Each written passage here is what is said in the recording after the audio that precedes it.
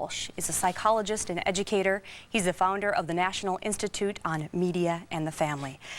Dr. Dave, first of all, where were you when you heard today? I was just leaving for work, and I just turned on the radio I really don't know why. And all of a sudden they had breaking news from, we have breaking news from Washington. And so I stopped to just listen, and then they switched to New York, and what they were describing was, was just almost incomprehensible. So I went downstairs to turn on the television, and then what I saw was incomprehensible. How about the psychologist in you? How can you assess the nation's psyche at this point? I think we're probably all in various stages of shock. It's for so long, I think we as a society have had this notion of almost security as a nation. That yes, things happen, and we know we've been at war in various places, and yes, that we know for those of us who weren't alive in 1941, we know that, that Pearl Harbor was attacked, but that was in the middle of the Pacific Ocean. What happened today is that we were attacked. And so that sense of security that I think that we've all kind of had is shattered forever. And I think as much as that we're in shock now, Mary, I think the shock is going to grow, because I think our hearts are going to be broken in the days coming ahead. When we see the stories of the people, the kids, the parents, all the families that have been broken apart, it's not going to end soon. So technically or medically, what naturally would be the next stage if we're in shock now? Where would we progress as a nation psychologically next? Yeah, I think, we could have there are going to be a number of different reactions. I think depending on our ages and where we are going to be talking about kids tonight, there could be a lot of fear. Mm-hmm. Where is this going to take us? What is this going to mean to me? We talked about college students wondering, are we going to go to war? My college graduate son called home today, literally in tears. What's going to happen? Where is this all going to go? And so I think there's going to be a lot of fear. There could be a lot of anger. Anger, wanting to somehow have justice done, that whoever would do this to us as a society somehow should pay for that. And so there could be a lot of anger. So I think there's going to be a range of emotions. Okay, we're going to broaden this discussion now to include the parents. We have a group here in the studio. And if you're watching this program live Tuesday night, a little after 7 p.m. Central Time, we want to hear from you. That number is 651-229-1400. That's a number of the comment line. We particularly want to hear questions from parents tonight. 651-229-1400. We'll give that number out again in a few minutes. So let's talk to some of our parents here. Joy, you've got young children, year and a half, 5-year-old. What are your questions and concerns right now with the age of your children? Well, I think mostly for my 5-year-old, the younger ones don't really seem to understand what's going on. I'm a little concerned about him with just some of the images on television. There are things that I wouldn't let him see if it was in a movie. But I am also concerned about the fact that this is real life and pain happens in real life. And how do I kind of balance the two for a 5-year-old? Yeah. That's a really good question, Joy, and I think particularly for the younger ones, we're going to want to manage kind of the images that they see, because for a lot of those images, there's nothing they can do about it, and yet the images are going to be really, really horrifying. I think some of the things that we've already seen are horrifying, and I don't think we're finished with that yet. And so I think really kind of monitoring that, doing a lot of talking with those kids, making sure that we do two things simultaneously. It's important to let them talk about their feelings, and for us to let them know that their feelings make sense. So if your 5-year-old son, whom I've met, is a great little guy. If he's expressing a lot of fear, I think we need to let him know that it makes sense to be afraid. At the same time, reassuring them to the extent that we can. Dr. Dave, how about even a little bit younger? We've got some tips for toddlers and babies, even though a year and a half-year-old might not be understanding what's happening on television, but you say children have a sixth sense. They know if their parents are upset or keeping something from them.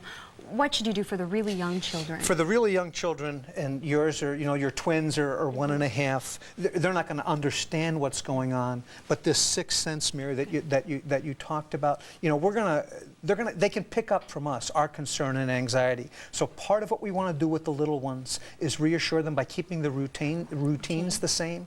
Routine for babies and toddlers is very important. That's what makes their life predictable. And I think we also want to, shield them from images, so that, all of a sudden they're not kind of dealing with some really atrocious scenes of, of the injured, of the dead. How about you say shield, but children are probably accidentally going to see some of the images, going to hear the radio. Right. What happens when they do see and hear these things, these really young children? I think what we need to do is take our cue from them. Is that upsetting? And if it is, talk to them. We don't want to, with a child that young, we don't want to give them more information than they can really handle. Right. And so we really want to kind of, if they ask questions, then it makes sense to answer the questions, but not give them a whole lot more information. We have to make sure that we don't kind of load all of our anxiety or maybe anger onto our kids. Now, sometimes the younger kids might start to hear about this information in ways that we can't manage. In the building where I work earlier today, there was a man about my age who was very, very upset, and he was literally walking down the hallways yelling, "We're being attacked." Now, I don't think there were any small children in the hallway when that was happening, but there could have been. And so we can't necessarily manage how our kids are getting that information. And so we want to be looking to their cues. And not all kids do it verbally either. Okay, we've got a caller from Chaska, Minnesota, a woman with a 5-year-old child. Ma'am? Yes, I'm Sarah Corcoran, and I'm from Chaska. I have a 5-year-old son who watched the incident going on in the news this morning before I had a chance to turn it off. He is very concerned. He feels relatives have died, and it's hard. So just how to explain to him what's going on. Children that age, and your child is responding in a way that's very, very typical of that age. Children that age are going to be most concerned about safety, their own safety, parent safety, relative safety, friend safety. And so that's going to be usually their main fear. And so I think letting them talk about that fear, the two things that we're trying to do simultaneously, let them acknowledge the feelings. The feelings the feelings make sense. At the same time, reassure them. Lots of hugs, pay attention to those family rituals, nighttime rituals. These next nights for the next weeks are going to be very, very important. If our kids are troubled, they might have trouble with sleep, they might have nightmares or dreams. We're going to have to be real patient, spend a lot of time with them, reassuring them, letting them know that there are adults in the world who will keep them safe, and there are adults in the world who will figure out how this happened and try to make sure that it doesn't happen again. And that's a way to reassure kids, particularly at that age. With a little bit older, we just saw the graphic there with the preschool and school age too, limit TV. Yes. It's not shielding from the younger kids as we were talking about, but try and control. Yeah, later on when we talk content about the older kids, it's a little bit different. But for the younger kids, those images are really, really powerful. And they can't do anything about it. And so what it does is it raises their anxiety. So that doesn't mean that, as soon as it comes on TV, we jump up and turn off the TV, but it means that we kind of take reasonable care to kind of really limit their exposure. And then ask them questions. Let them know that it's okay to have questions. So if you have any questions about what happened, let the kids know we're going to tell you what we know. We're going to share with you what it is that we know. And then, say, how are you doing? What kinds of things are you hearing your friends talk about? Okay, let's progress to a little bit older child. Patsy, you have, 10, 13-year-olds. What are your questions at this point? Well, I just find that my children want to talk in bits and pieces. They came home from school and talked about it, and then they went off. And then they came back and wanted to talk again. And I let them. And that's exactly what they need. They need to be able to talk about it. Talking about it is a way that they're going to be able to do some processing of it. And I think we really, as we talk with them, I think we need to have ourself tuned in to kind of pick up what their feelings are. And we need to share our own feelings. You know, that this is scary and it's sad and we feel angry. And letting them know that all of those things make sense. And yet at the same time, we don't want to exaggerate the feelings. We don't want to, you know, unnecessarily build on them. How about some of the things we're seeing? Discuss and engage them in conversation. Also, the historical examples. Yes. Can you give us some examples, some real practical, tangible things parents can be using as those examples? You know, for some of the older children, they might even remember, for example, the Challenger shuttle explosion. And they might know, they haven't experienced, but they might know from history, things like Pearl Harbor and things like that. And why would that be reassuring, the historical example? To let them know that we as a country have gone through very, very difficult things before.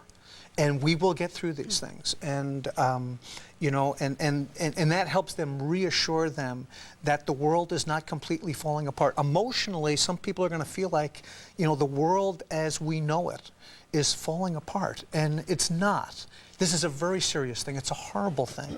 And the world is probably changed. Our world has probably changed in some ways that we will never be able to kind of reverse. But it doesn't mean that everything is falling apart. You know, that there are people in charge, and what we need to do is reassure our kids. We have a grandparent on the line who's looking for a little reassurance. Anne from Champlin. Anne, go ahead, please. Yes, I'm calling because my grandson, who is in 5th grade, relayed to his mother, whom I have not spoken to my grandson today, but he said that his teacher had the TV on all day long in their class, and I thought, that's a little much. I was wondering what you think about that. I think particularly for the younger kids, having the TV on all day is not the best idea in the world, because there are going to be all kinds of images that they can't process and monitor. Now, for older kids, that might be a little bit different. Now, you're talking about a 5th grader, which is kind of right on that borderline. You know, if I were the teacher, I'm not second guessing the teacher. I don't know that I would have done that if I were the teacher in that classroom. I think what we want to do is give the kids the information, but we don't want to soak them in it. We don't want to saturate them in it. Part of what they need to understand is that something terrible has happened. We need to give them permission to talk about their feelings, to reassure them, but we don't want them just so totally immersed in it. Should parents be calling up the schools and saying, how are you dealing with this? Are televisions on? Where are the televisions? Should the parents be real proactive right now at school? Absolutely, and I think that when they do contact their schools, they will find out that the teachers and the administrators are taking this very seriously. I am sure that educational leaders and teachers across the country tonight are planning on how they are going to handle this tomorrow. I know that there are meetings going on in school districts tonight where they're trying to figure out what's the best way to handle this. And part of what happened today is this took everybody by surprise. You know, nobody could plan for this because nobody knew it was going to happen. And it happened right at the beginning of the day. For some kids, it was just as school was beginning. So I don't want to go back and second guess anything that happened in school today because nobody had any warning, and I'm sure every teacher was trying to figure out what's the best thing to do. But I think as we go forward, I think parents can certainly contact their schools. Okay, we want to remind people again that they can phone up and ask their own question if they're watching live. A little after 7 Central, the number 651-229-1400. We're going to hear from another parent here, though, in the studio. Michael, you've got teenagers and older. What are your thoughts and concerns right now with your children's age? Well, I just want to make sure that I take the time to connect with them as they process this. I had a good chance to talk with my 21-year-old today, and she's a very expressive young lady, and so we were able to kind of work some of those things out in terms of her feelings about it.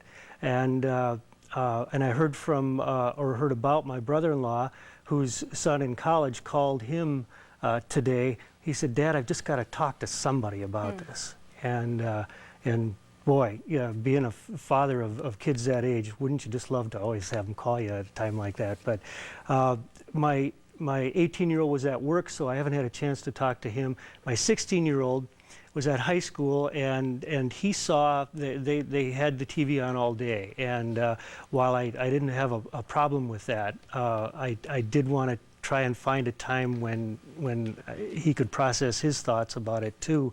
And he's that 16-year-old male type who comes home and talks in one-word sentences, so we haven't had a chance to work on that one yet. But and besides, he'd seen it all day, and I think he came home and he wanted to not see it. He wanted to do something else. Is that okay too? Absolutely. I think, we don't want to force it on kids. We want to take our cue from the kids, and not just verbal cues, but behavioral cues as well. And Michael, the reaction of your 16-year-old son is not unusual. I mean, there will be a lot of teens who might even say, well, it doesn't really affect me. And that could be their way of dealing with it. It's an awfully big thing to deal with. And I don't think that parents should be terribly shocked if they hear some teens making jokes about it, because sometimes that's how kids that age deal with things. I think it's very appropriate for us to share with our teens that we don't think that it's funny, but I think we need to do that in a way that's not a lecturing, and we don't want to climb all over their back. I think just let them know that, there's so many families that have been torn apart by this, that it's not really funny. But sometimes that's how teens process things like that. Okay, we have Cindy from Andover, Minnesota. She's a parent and a teacher. Cindy, go ahead, please. Hi. I was calling because I teach 5th grade in Andover, not in Andover, in Brooklyn Park, Minnesota, and I'm also a parent in Andover. And what some of the comments that I received from the kids today were, wow, that was really cool when the plane hit the building, or I saw those people falling out. And that concerns me because what the kids are actually doing is sensationalizing what they've seen from TV shows to what is reality. I've heard a number of comments similar to that today. In fact, I heard one woman tell me that her 13-year-old son asked her, was that real or was that special effects? I mean, we have been, because of the media that we all live with, we've seen scenes like that in motion pictures and television programs, which were, of course, all staged. And to a certain extent, there's been, for a lot of kids, kind of a desensitization that comes with that. And so then when something like this happens, we get some reactions that we might not necessarily expect. And I think, if we're concerned that our kids are a little bit too calloused about it, then part of what we can do is share our feelings, about the real people that this is involved. Yeah, that scene on the screen with that plane crashing into that building, which we will probably all see many, many times, there were people in there, and they had children, brothers, sisters, and they're not going to be with them anymore. And that brings it out of that kind of realm of entertainment into something that's very, very real. Beck, you've got several children in their 20s. What have your interactions been? What are your concerns right now? Well, I know my 22-year-old was going to school today, and she was talking about how she was showing her empathy for, she saw the people upset and they couldn't work. And I came home and she was talking exactly what you were saying.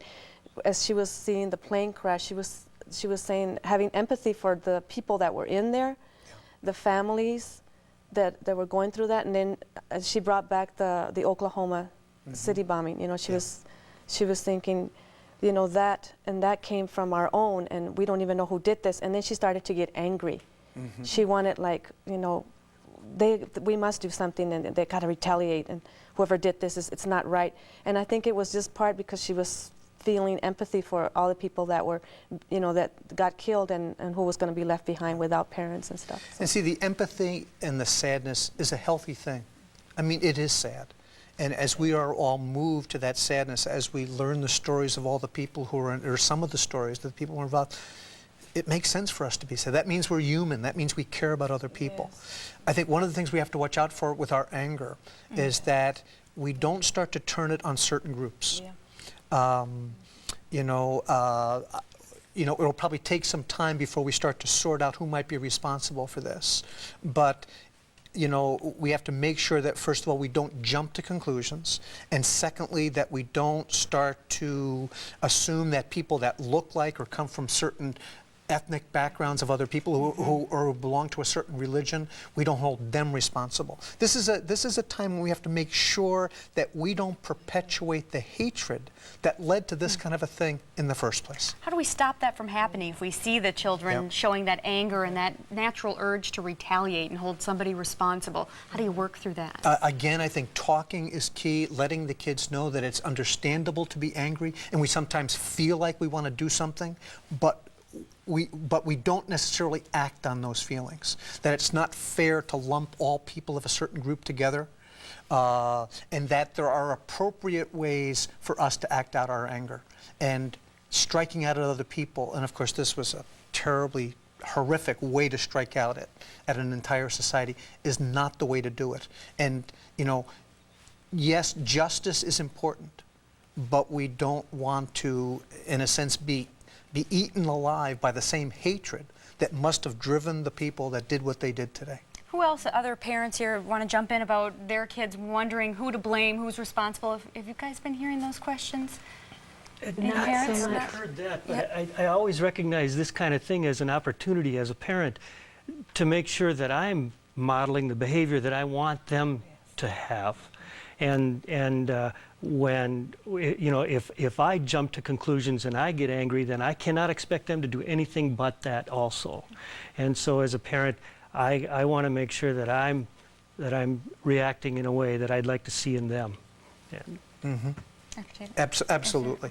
You know, I think this can be a teachable moment, and I think we need to do a lot of things in the coming days. And you know, it's not going to be just days; it's going to be weeks and months and years. You know, terrorist schemes tied to today's prime suspect, Osama bin Laden. According to federal court records filed by prosecutors in New York, terrorists working for bin Laden have often received training as pilots, some with U.S. pilots' licenses for large jets.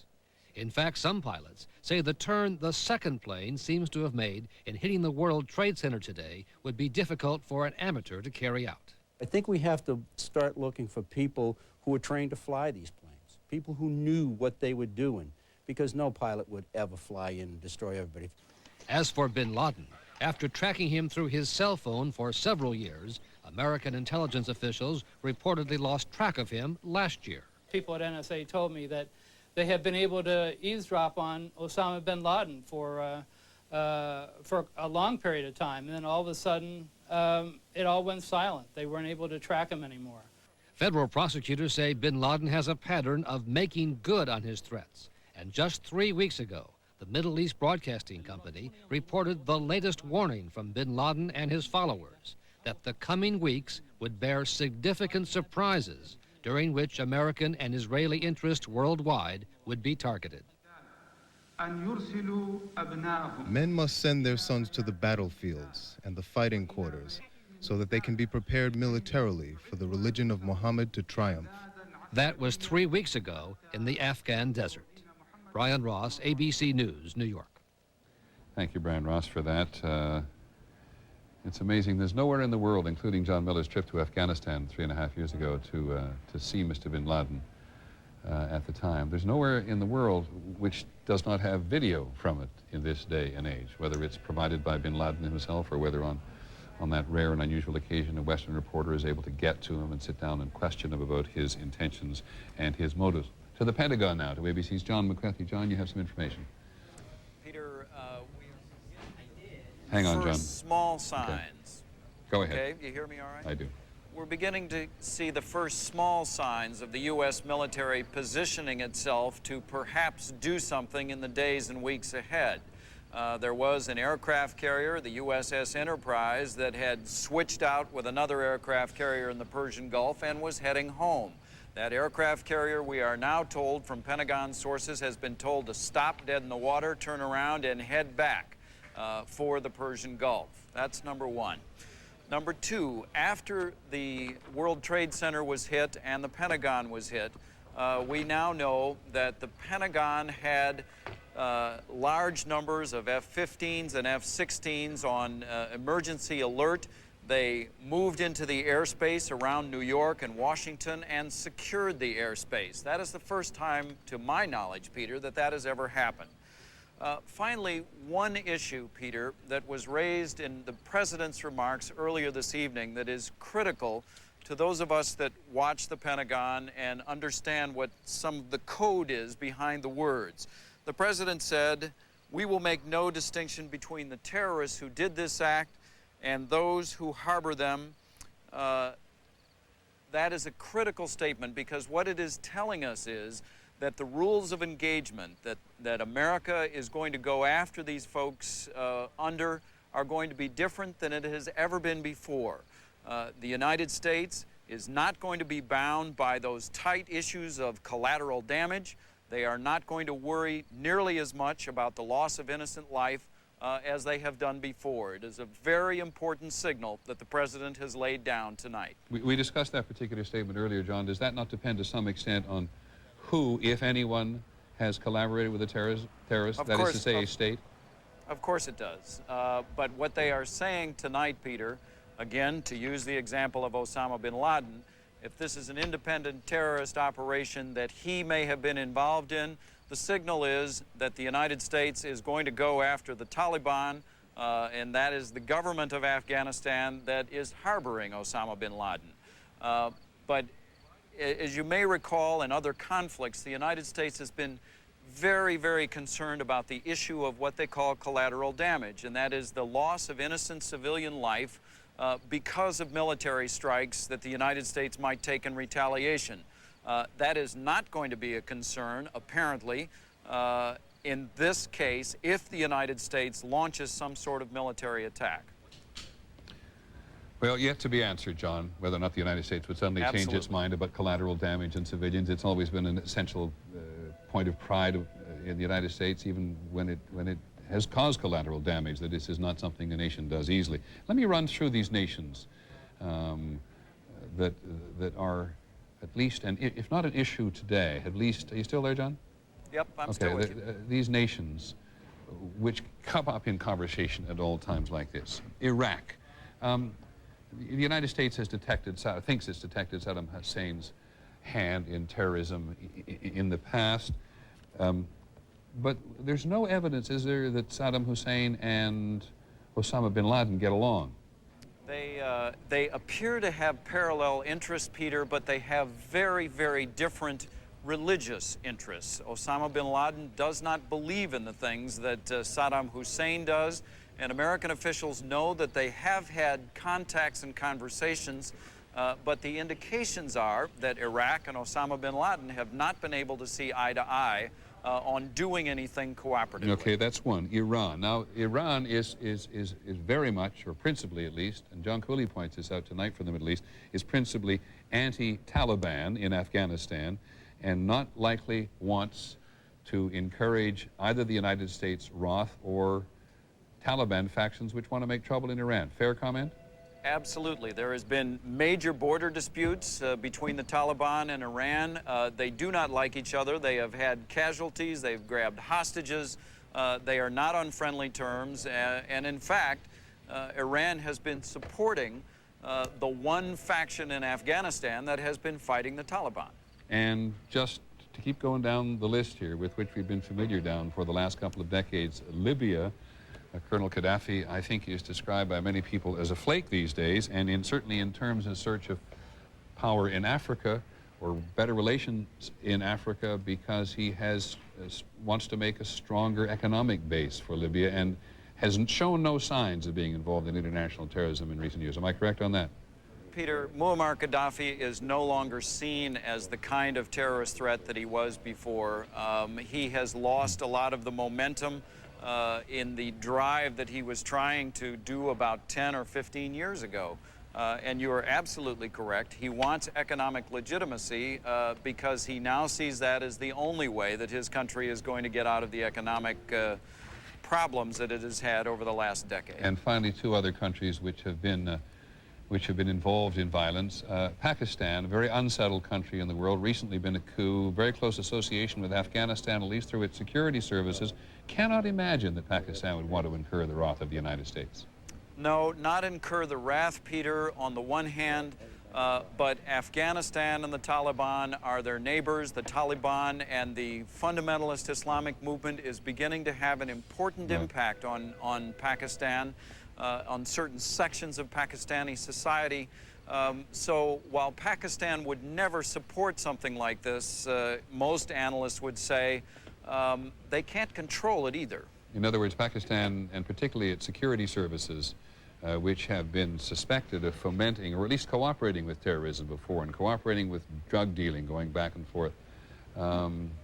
They're, in some respects, the loose cannon within an already unstable Pakistan. Well, somewhat of a loose cannon, Peter. We have to be very careful that we are not accusing Pakistan of being involved in anything like this. On the other hand, the Pakistani intelligence service has supported some things that Osama bin Laden has done very covertly. Okay, and finally, because its name is often mentioned in terms of sponsoring international terrorism, is Syria. And again, I think people we check in with today would be really surprised, if not horrified, to hear that Syria would want to incur the United States' anger to this degree. Not considered a likely contender, but again, both Syria and Iran do play in the Israeli-Arab dispute, and the whole issue of the foment on the West Bank in Israel is something that those countries do play in, but there is no indication that that conflict is connected to what has happened today. No evidence at this moment. Exactly, John, and thank you. You end on a particularly appropriate note because we are simply talking at the moment in many respects, giving what I hope is legitimate background in terms of the countries which have been involved in the constant conflict involving the United States, and prior to that, the United States and the Soviet Union for many years, Israel and the Palestinians, extremist Islam, not Islam by any means, extremist Islam or extremist Muslims who regard the United States as an enemy,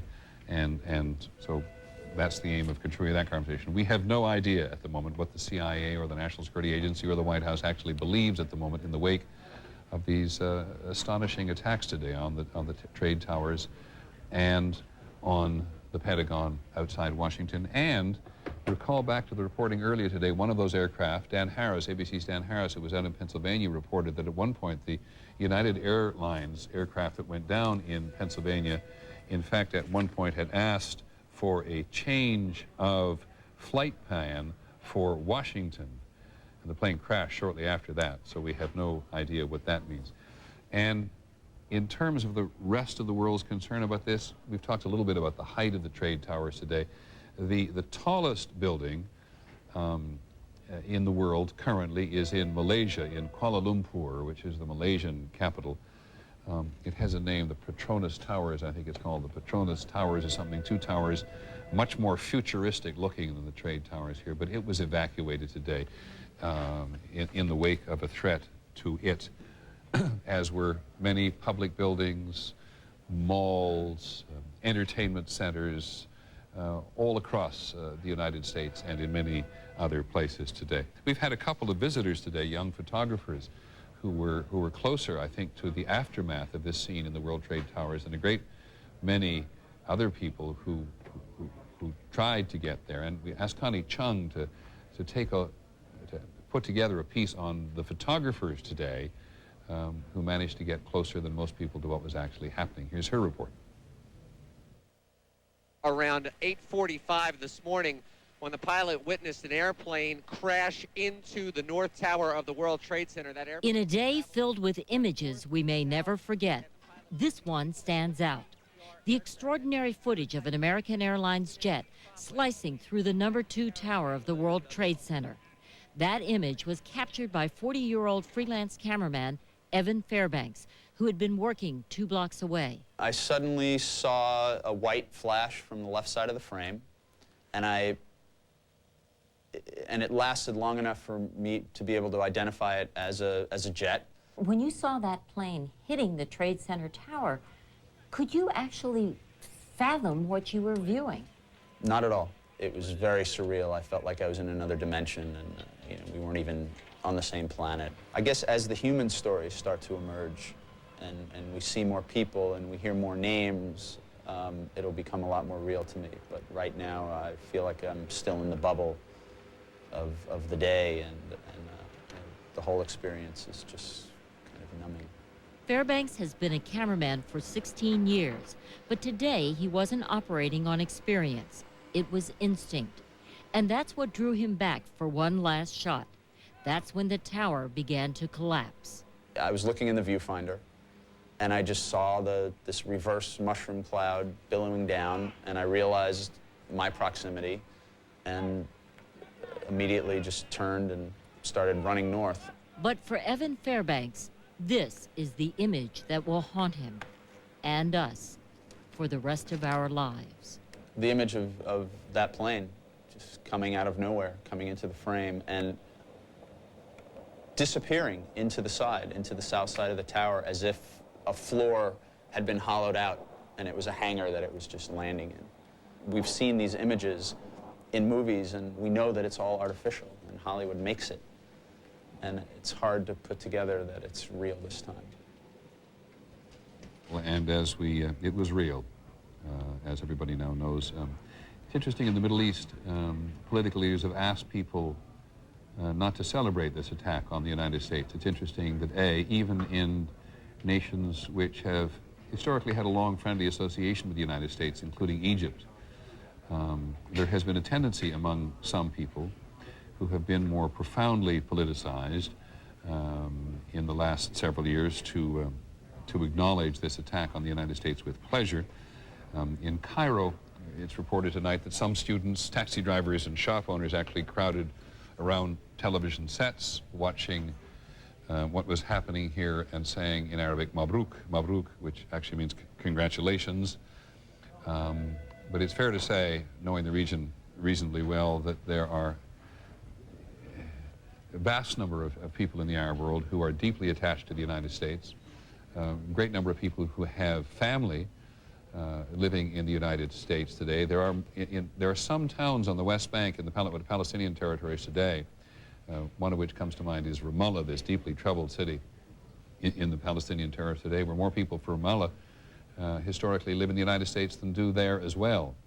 And I think that is why Governor Pataki and Mayor Giuliani, and certainly the political leaders in your town, living elsewhere in the country, have made a special effort today to call on people to be tolerant and understanding, and not to lay blame and let their prejudice run away with themselves, because we don't know who did this. We do not know who did this, and any tendency we may have to lean in the direction of saying that one group or the other did it quickly reminds us of what happened at Oklahoma City, when we all thought it was one thing and it turned out to be someone else. John McWethy is outside the Pentagon. John, I gather now you have what we can call a preliminary casualty figure. It is a preliminary estimate, Peter. It comes from one of the fire chiefs who has been handling the operation here today. The Arlington County Fire Chief is saying there could be 800 dead in the Pentagon. Can I just ask, John, could be or are? Could be. They do not have a body count because they still do not know even how many people are really missing at this point. He made an estimate by figuring out how many people were in the area that collapsed, plus the people that were in the airplane, and that is how he came up with a figure of about 800. Okay, thanks, John. And anything on injured at all? None whatsoever, Peter, although they've been going out to the hospitals in Northern Virginia as needed, several hundred, we believe. John, as horrendous a situation it was at the Pentagon, the military is actually in a better position to assess its casualties than anybody around the trade towers. Just simply, it's got better records, know who comes to work in the place, and can check people more carefully. Well, they have a whole plan for evacuating the Pentagon. In fact, I talked to one office that was supposed to be meeting on the helipad outside the Pentagon in case there was a problem. Of course, that's where the plane went in, so they had to assemble somewhere else. They are very organized, and the medical teams came in very rapidly, military and civilian, to this building. So they had a plan, they executed the plan. No one dreamed that they would ever have to do it because of this kind of attack, but they did it very effectively today. Thank you, John. John McWethy at the Pentagon telling us that according to the fire chief, the Arlington fire chief, there could be as many as 800 people dead in the attack on the Pentagon today. And lest you lose sight of it at all, this is where an American Airlines flight, American Flight 77, which was destined from Washington Dulles originally to the West Coast, had 58 passengers and 6 crew on board. This was the aircraft, this Boeing 757, which attacked the Pentagon today. I can't think of any other words to use other than attacked. And the fear of violence continues tonight. ABC's John Miller, I gather, has just heard of an incident in New Jersey. The New York City Police Department has a report that the FBI is responding to New Jersey because a truck reportedly loaded with explosives has been stopped by authorities on the road there, and the men with that truck have been detained. Members of the Joint Terrorist Task Force, according to the New York police officials, are responding to question those people. I want to underline that all the phones to police headquarters and to the FBI from here seem to be disabled.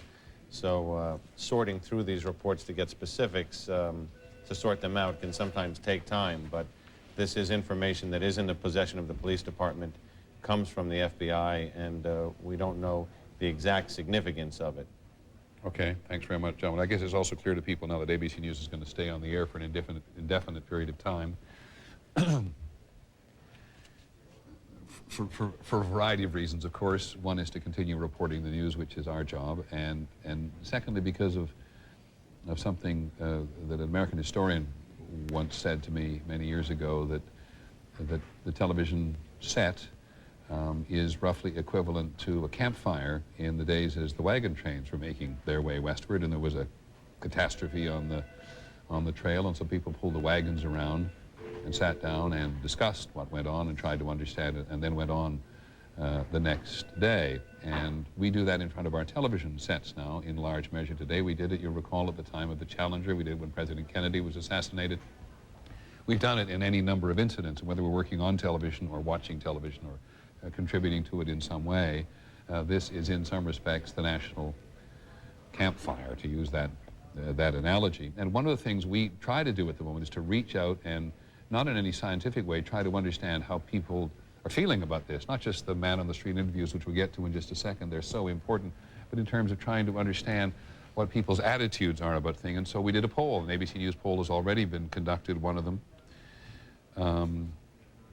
And you may find it interesting. One of the questions asked, did the United States do all it could, reasonably could, excuse me, to prevent these attacks? And there's a split right down the middle. 43% say yes, and 44% say no. Here's something very interesting. We asked people whether or not they had confidence in the United States to find and punish those who were responsible. And we asked people whether they were very confident or somewhat confident, and quite an astonishing 91% said yes, and only 9% said they had little or no confidence. Were people willing to give up some liberties? It's been a point of discussion throughout the day. Were people willing to give up some liberties to support a crackdown on terrorism? 66% in this poll, very quick poll. It's a limited number of people, only 600 people interviewed, plus or minus 4%, all those usual admonitions about it. But 66% of people said they would support sacrificing some of their liberties in order to crack down on international terrorism.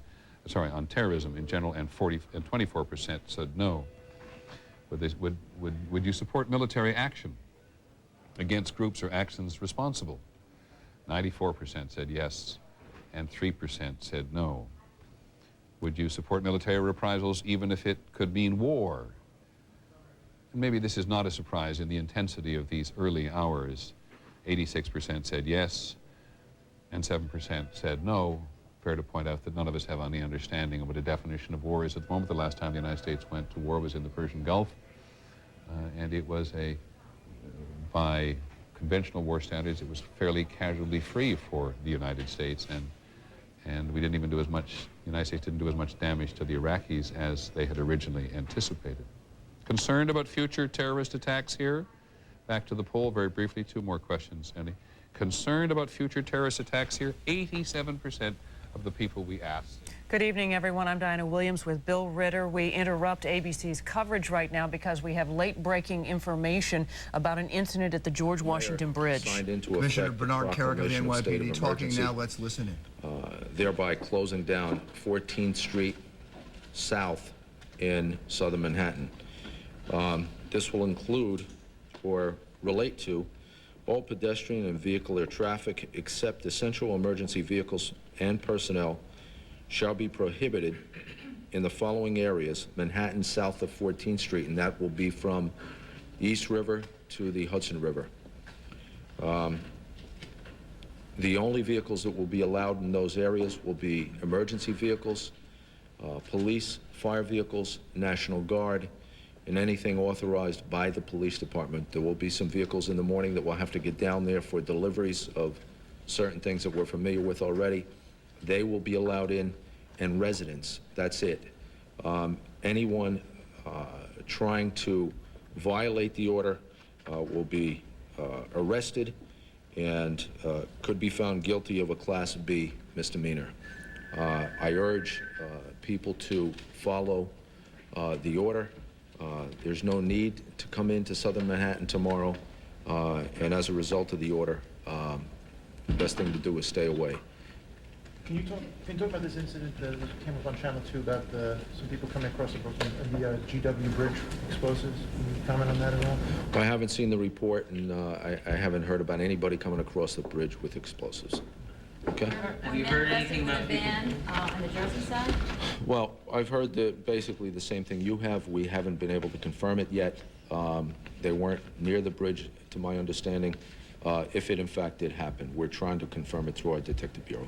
One more question on this. South of 14th Street, that includes all bridges and tunnel crossings south of 14th Street. Those are closed down for Any movement south of 14th Street?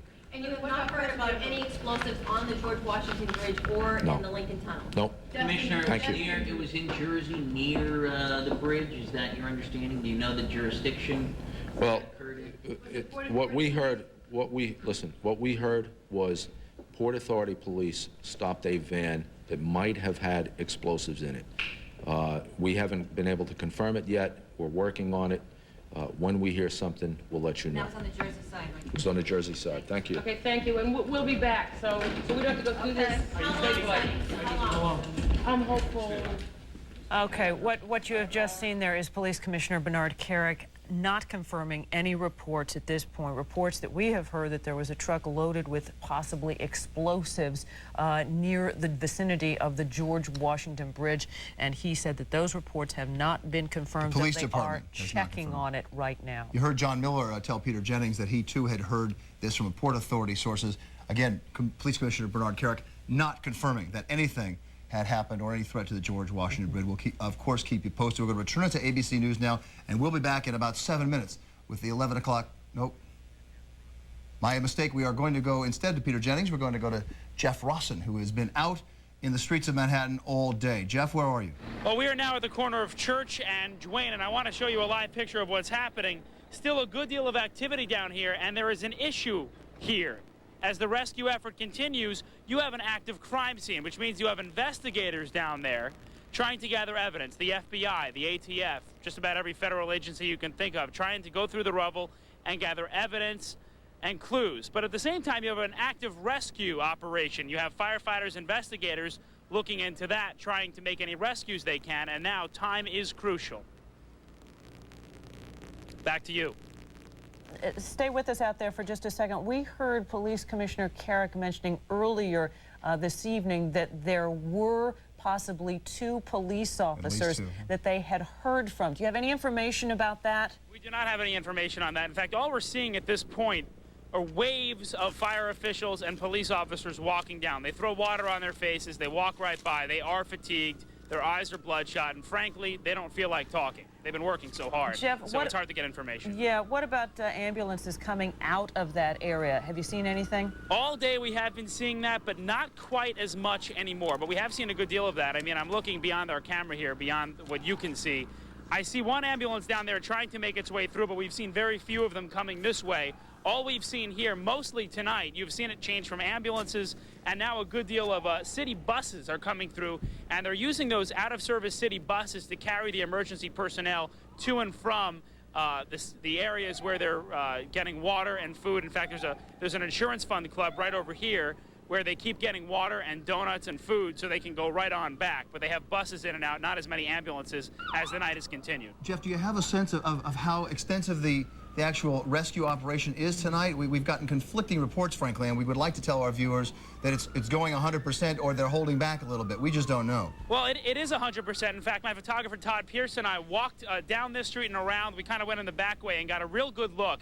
They have many lights poured onto it right now, and while they're a little standoffish, I mean, they tell us that the fires are under control. There is no fire burning out of control at this point, according to firefighters.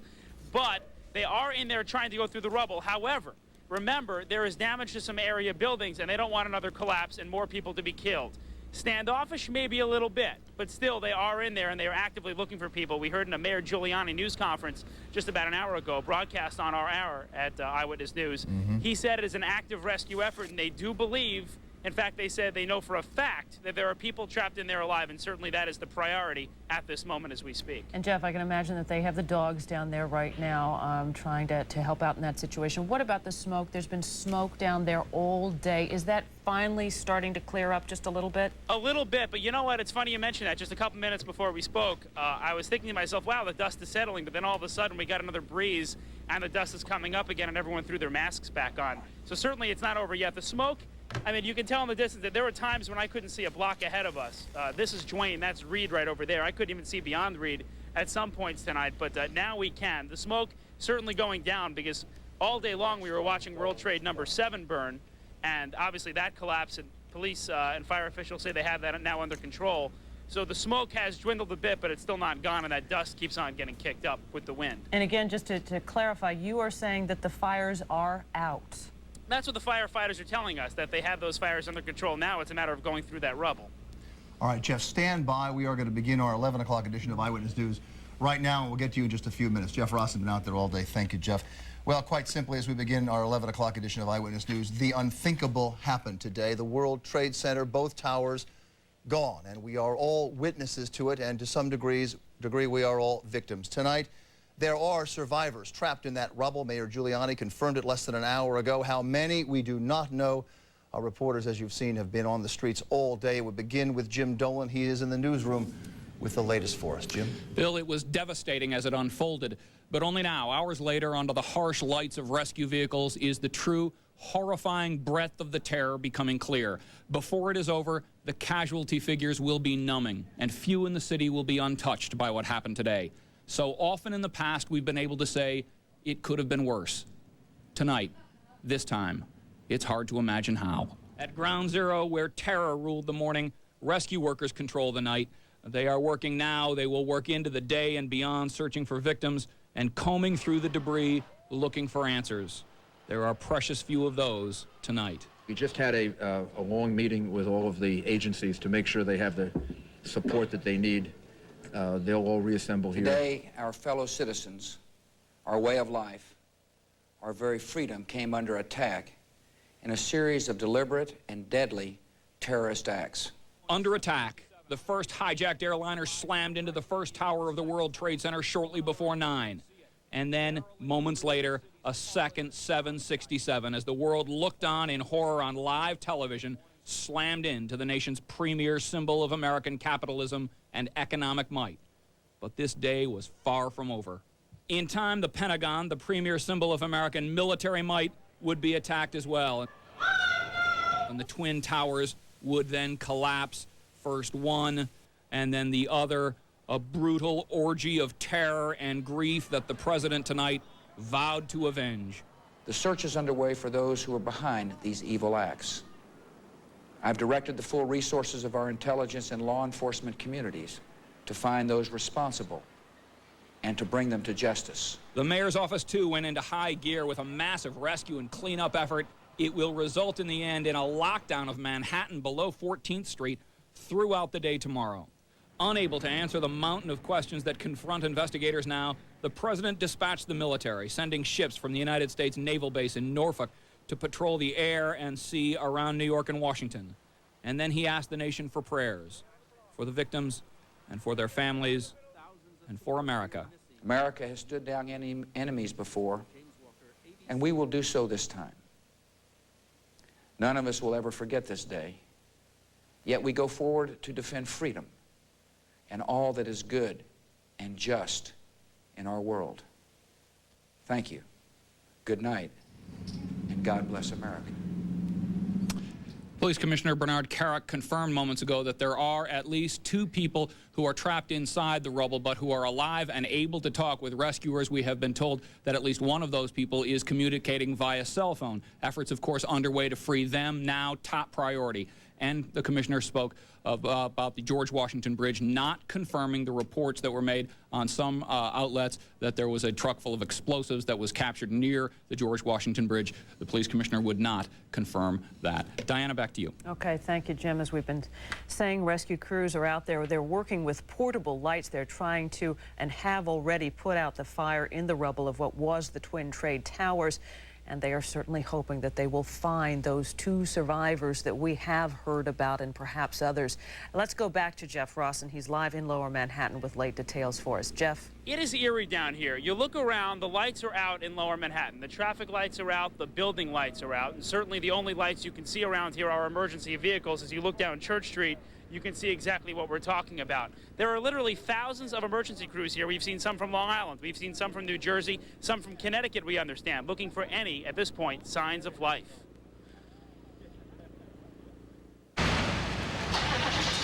This was the World Trade Center. The work is far from over. A battle they have already lost.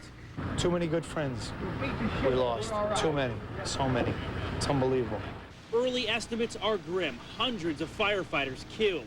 And even with that and the obvious emotion, they stay and struggle to find some sense of peace. They know that is impossible now. You know, you feel useless. You're down there and you really can't see much. You don't know what's going on. And there are people trapped, laying under the rubble. A triage center set up here to treat the injured, closed early because so many people never even made it out. The amount of people coming out is so small, there was no reason to keep the triage open, so we're just ushering them off the hospitals now.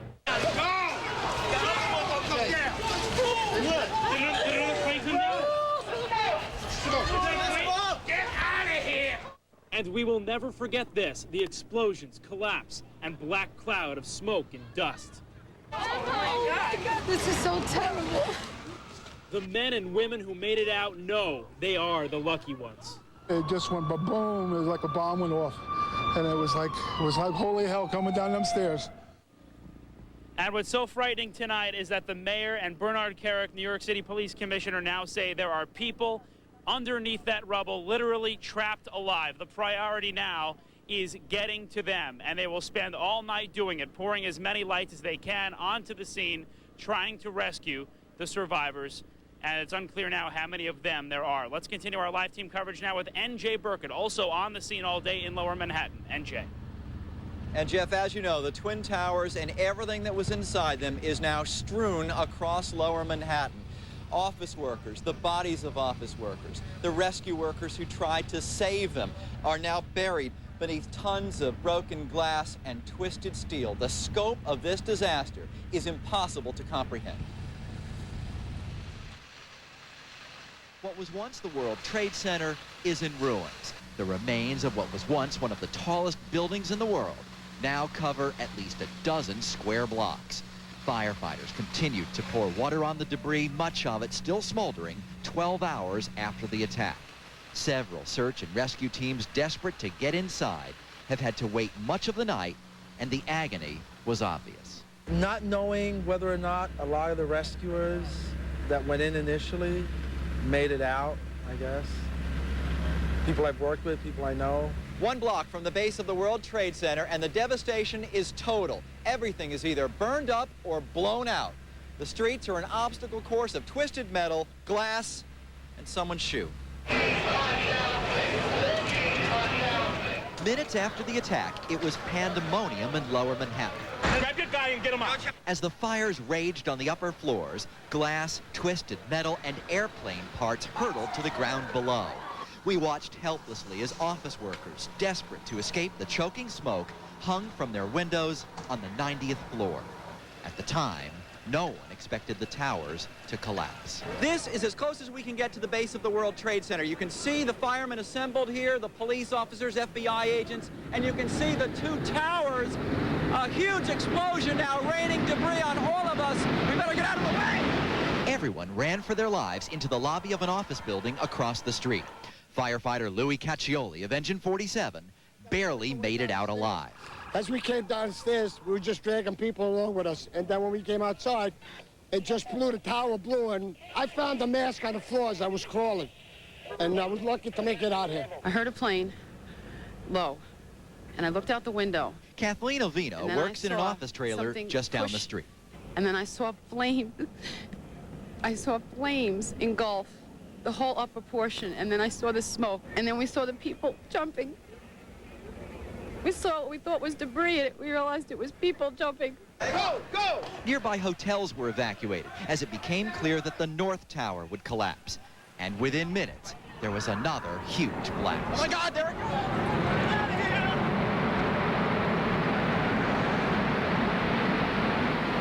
This time, we ran for a nearby parking garage to escape the approaching cloud of dust and debris.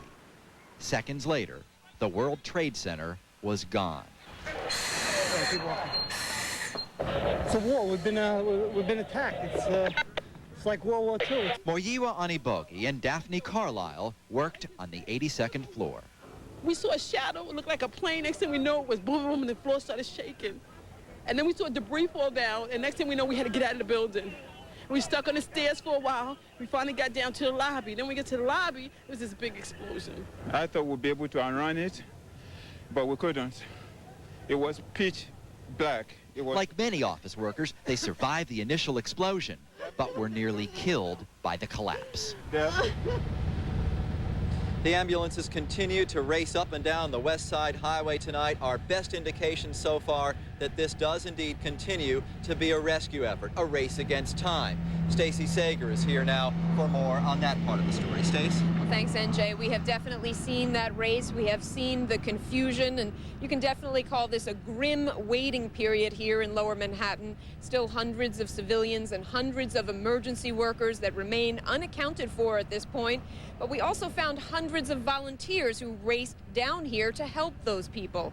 But the anger over this day has set in.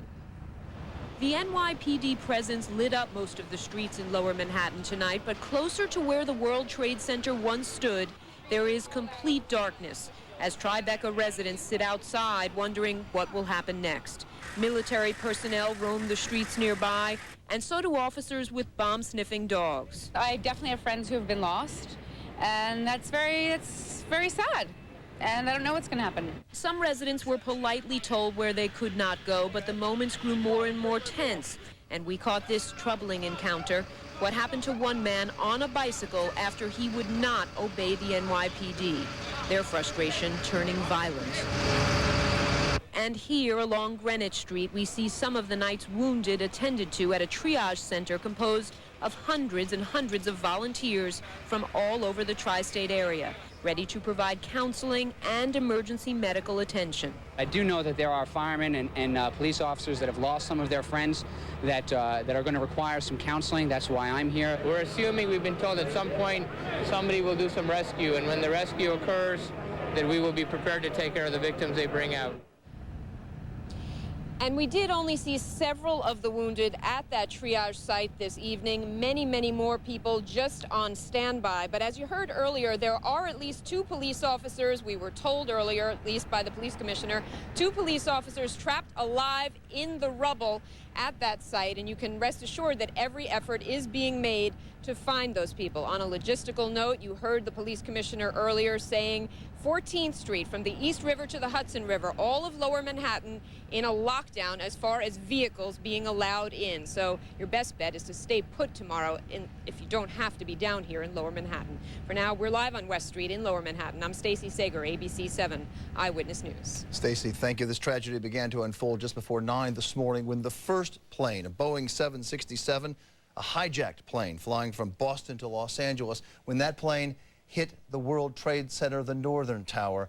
From there, the events spiraled out of control. David Usher is in the newsroom with a timeline of how exactly it all happened today. David? Bill, well planned and well executed. Those are the descriptions from law enforcement officials about the events that played out today. It seemed as if the terrorists had a script to follow and wanted to make sure the world was watching. The first blow to the world's superpower came just before 9 this morning, striking at the towering symbol of America's dominance on the world stage.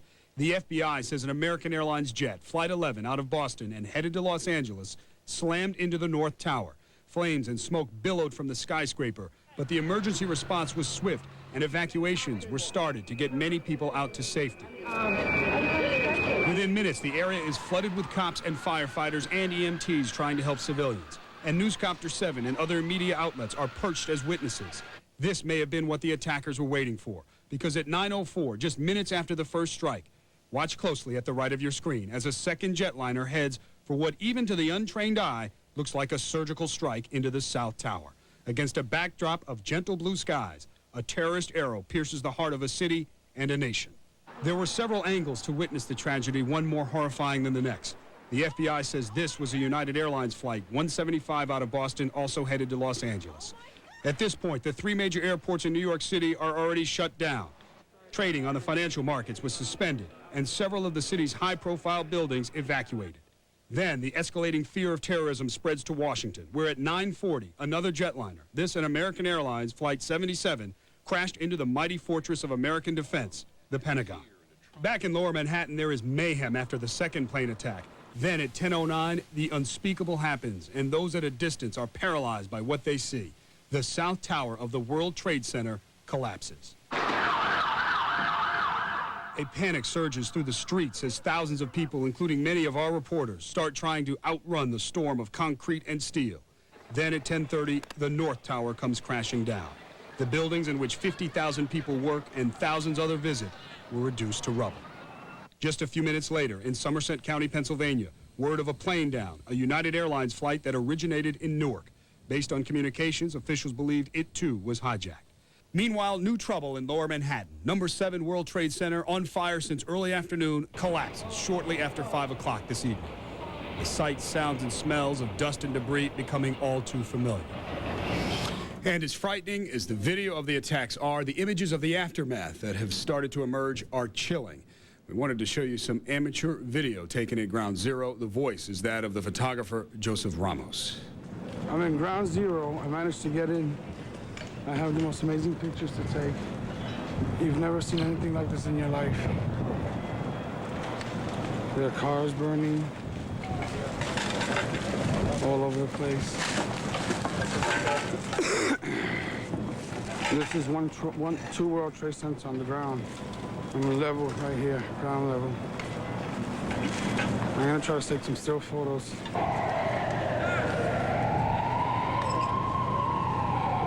Trees were rooted, knocked down. It was unbelievable. Dude, this is worse than Pearl Harbor.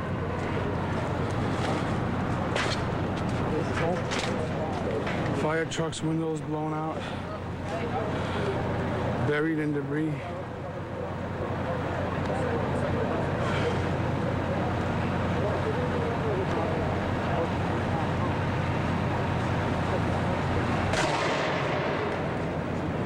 Car just blew up.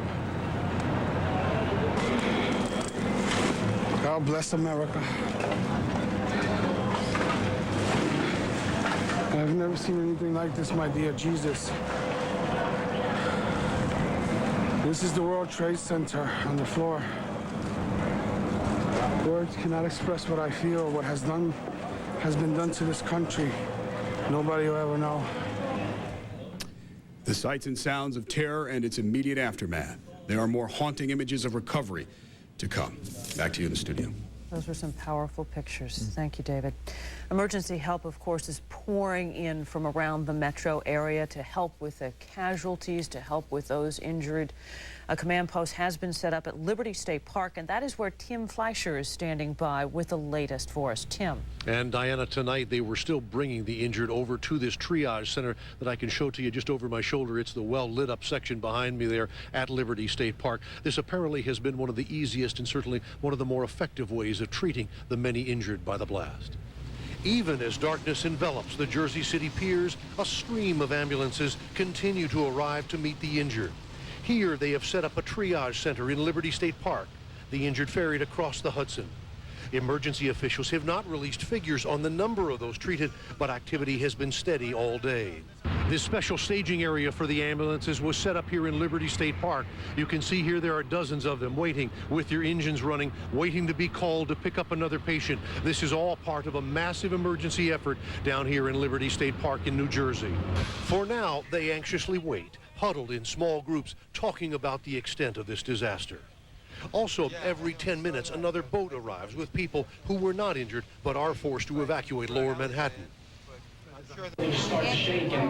Some are spending the night in this high school in Jersey City where shelter and food are being provided. I heard the first crash of the airplane, and then we were told to evacuate the building, and as I was getting dressed to do that, I heard the first World Trade Center coming down, and it sounded like it was coming on top of our building, so I just ran out the door and down the stairwell 7 floors. Even visitors who were evacuated from the Marriott at the base of the Trade Center are here, some still trying to comprehend the destruction and the loss of lives. I'm scared. I'm angry. Every time I see what happened, I can't believe that I was lucky enough to survive. I think of all the people that, especially the emergency people that were there trying to help, that we've heard are missing and killed, and it's not right. And these children from the Battery Park City Day Nursery in Lower Manhattan are also spending the night here. The school's director has not been able to contact the parents of 4 of them. On some level, they're worried, but overall, they're very good. They're holding together, and they have some questions, but that will come out in time. And just a short while ago, we got an update on some of the figures of those treated here. According to a spokesperson for the New Jersey Hospital Association, some 2,000 people have been treated here. They did not know, however, just how many of those were life-threatening injuries. Nevertheless, the hospitals here in New Jersey remain on high alert tonight. Reporting live from Jersey City, Tim Fleischer, ABC 7 Eyewitness News. Tim, and as you said, hospitals across the tri-state are treating the injured, hundreds of them. As you said, St. Vincent's Hospital in Greenwich Village received the first patients, and that's where most of the fatalities have been reported, at least so far. Lauren Glassberg is there with an update for us tonight. Lauren? And Bill, it is much quieter here at St. Vincent's Hospital than it was earlier today. Take a look at the scene right in front of the hospital. Instead of seeing hundreds of doctors and nurses, we're just seeing a couple dozen. The number of stretchers has dwindled, the number of chairs, wheelchairs that were to remove the patients from the ambulances dwindled in numbers, and that is not necessarily a good thing. In the last 3 to 4 hours, only about a dozen patients have been transported here to the hospital. It is not good news because according to hospital officials, what it means is that there aren't as many survivors, they believe, as they would have hoped for. The numbers right now, 327 people are being treated or have been treated here throughout the day at St. Vincent's Hospital. 62 are in critical condition. 57 of the patients are emergency workers, firefighters, police officers, and there have been 3 people who died from their injuries while being treated here at St. Vincent's Hospital. Recently, a shift change allowing those who work through the day a chance to rest. The new people who have come on, they are waiting and they are hopeful that survivors will be brought to them for them to treat. One after the next, ambulances raced over St. Vincent's Hospital, a level 1 trauma center, the closest to the World Trade Center, was called on to do what it does best, treat the critically injured. And there were dozens, cuts, bruises, broken bones, and when the towers collapsed, victims of smoke inhalation, some firefighters, police officers, emergency workers among them. Within hours, people had lined up by the hundreds to give blood. Supplies were unloaded by the truckload, and city leaders stopped in to lend support. It was a source of great comfort when I was rushing past here at about 9 o'clock this morning to head down to the Trade Center after the first airplane had hit and before the second, that there were doctors and nurses already out on the street, ready to receive what we knew would be wounded and injured people. And as darkness fell, doctors and nurses could only wait, hoping to help. I came down here eager to help out as a surgeon, and there's a tremendous amount of doctors and staff there ready and willing to help and very eager to do so, and there's very little patients coming in. And the waiting tonight continues. A couple of numbers to pass along to you. If you think you have a family member who is transported to St. Vincent's Hospital, the number to call, 212-604-7285, 604-7285. You can also go to the Family Center, which has been set up at the New School at 66 West 12th Street. Two other numbers to pass along. If you're a doctor and you would like to volunteer, they're fully staffed right now at St. Vincent's, but you can call for tomorrow. They may need doctors. 212-604-3850, 604-3850. And for nurses, that number is 604-8474, 604-8474. In terms of blood donations, so far St. Vincent says they have enough. They had hundreds of volunteers come out, but a good idea is to check with your local hospital tomorrow to see if they are in the need of blood, and the same goes for any volunteers. This is certainly not the only hospital that has been treating people who are injured. We go now live to Marcus Solis. He is live at Bellevue Hospital. Marcus. And Lauren, a similar situation here as activity almost dropped off during the night. For this stretch of First Avenue is closed except for emergency personnel. Every once in a while you will see some ambulances tearing up First Avenue, some police personnel, some headed to the hospital, but some headed to where you see lit up in the background. That is the morgue, and there are two large refrigerated trucks that brought the first wave of some of the bodies that were recovered at the scene downtown. The morgue lit up by temporary lighting, and certainly a very active spot tonight. At Bellevue, 159 people treated so far. 2 people have died from their injuries, and outside the hospital, plenty of people coming today looking for answers. Back around here, all right? You're gonna have a list waiting for you, all right? Okay. They've been arriving all night long, people searching for loved ones who they've yet to hear from. Evelyn Lopez came to Bellevue Hospital hoping for some news about her brother, who works near the top of the World Trade Center. He was on a very high floor. He was on the 96th floor. And yes, he did call us and tell us he was on the 78th floor helping people out, but after that the building collapsed. We don't know. We don't know if he made it out. We're going all over the place, and they have lists, but they're updating them, but we haven't found what we're looking for. With smoke from the downtown blast still filling the sky, First Avenue was busy with activity. A large trailer escorted by police bringing the first group of bodies to the morgue on 30th Street. Earlier in the day, some of the more fortunate victims, the walking wounded, were released. Building collapse, I got a lot of smoke.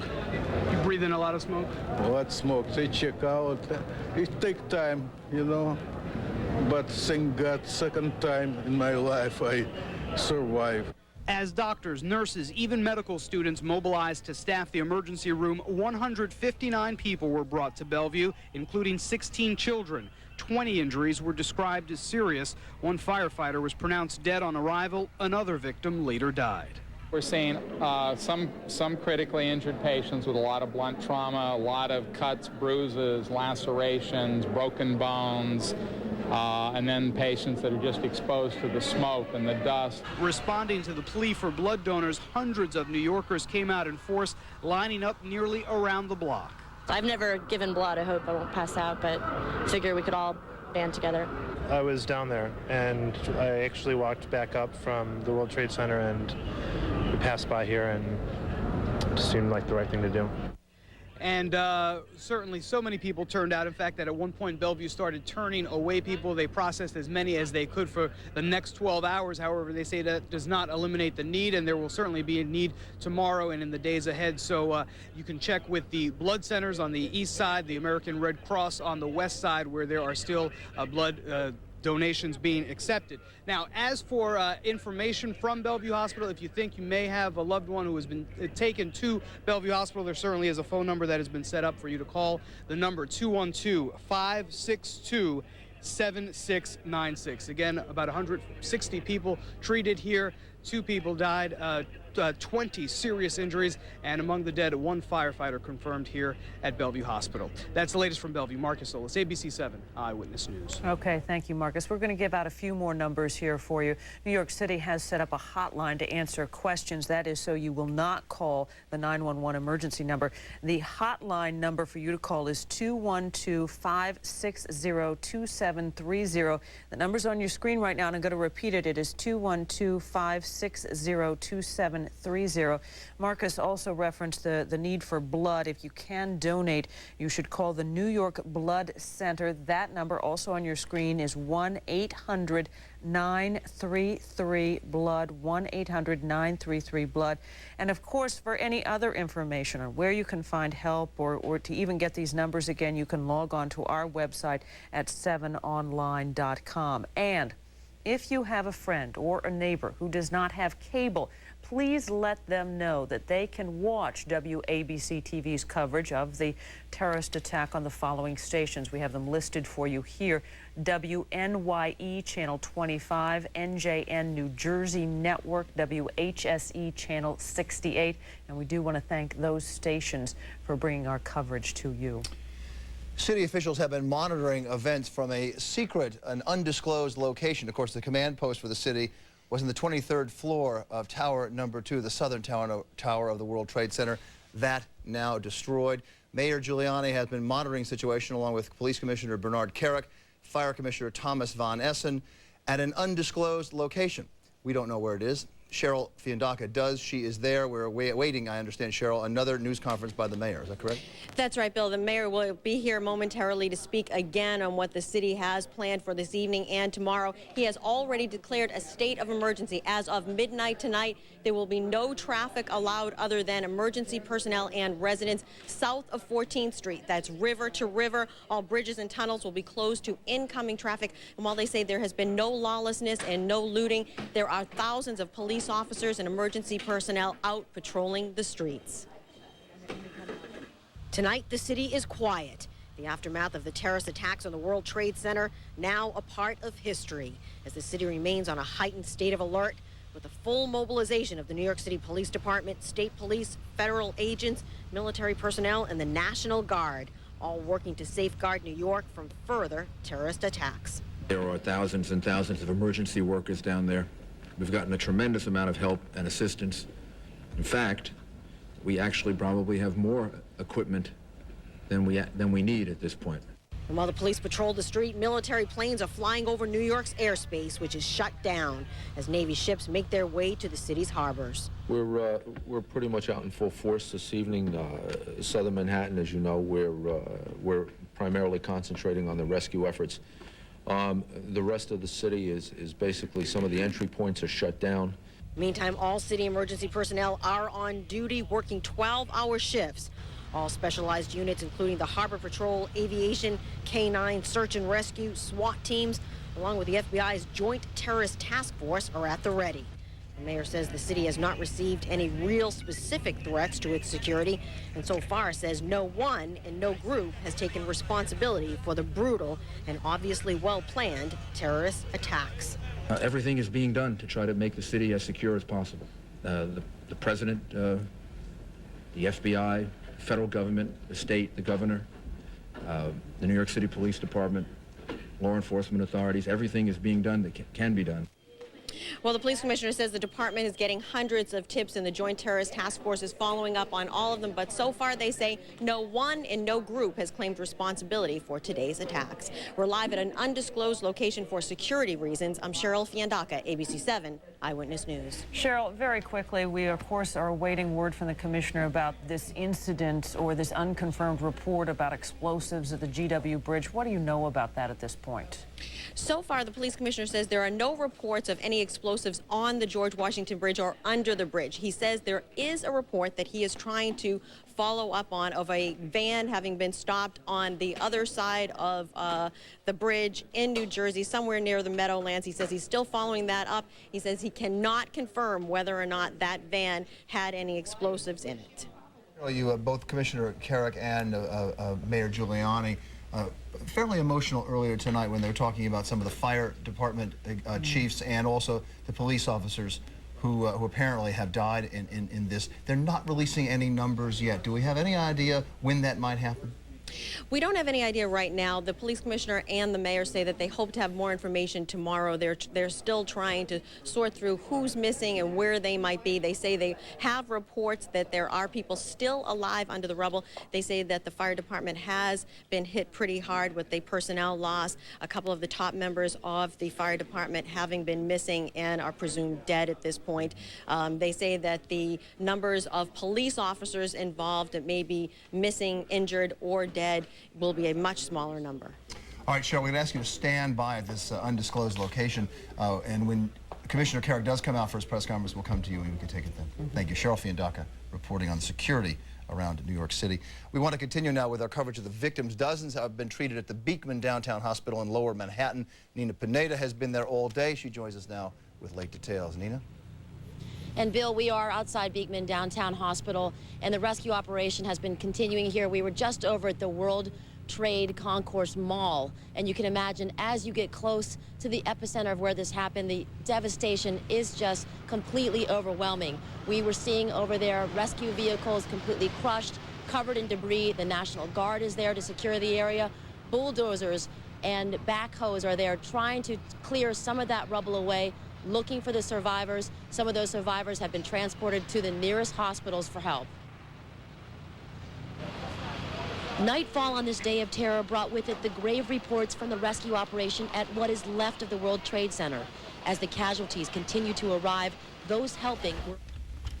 Okay, we're breaking in to go to Mayor Giuliani. Let's listen in. They're in. But we are hopeful that we'll be able to rescue some more people. I have no idea how many others, but at least there's some hope that we'll be able to get some people out. We have been able to get 2 people out who have been identified as Port Authority police officers. I don't have their identities and I don't have their condition. That's the good news, and all night we'll keep trying to extricate people through tomorrow. And there are over 1,000, well over 1,000 rescue workers and emergency workers down there now. Could be 2,000.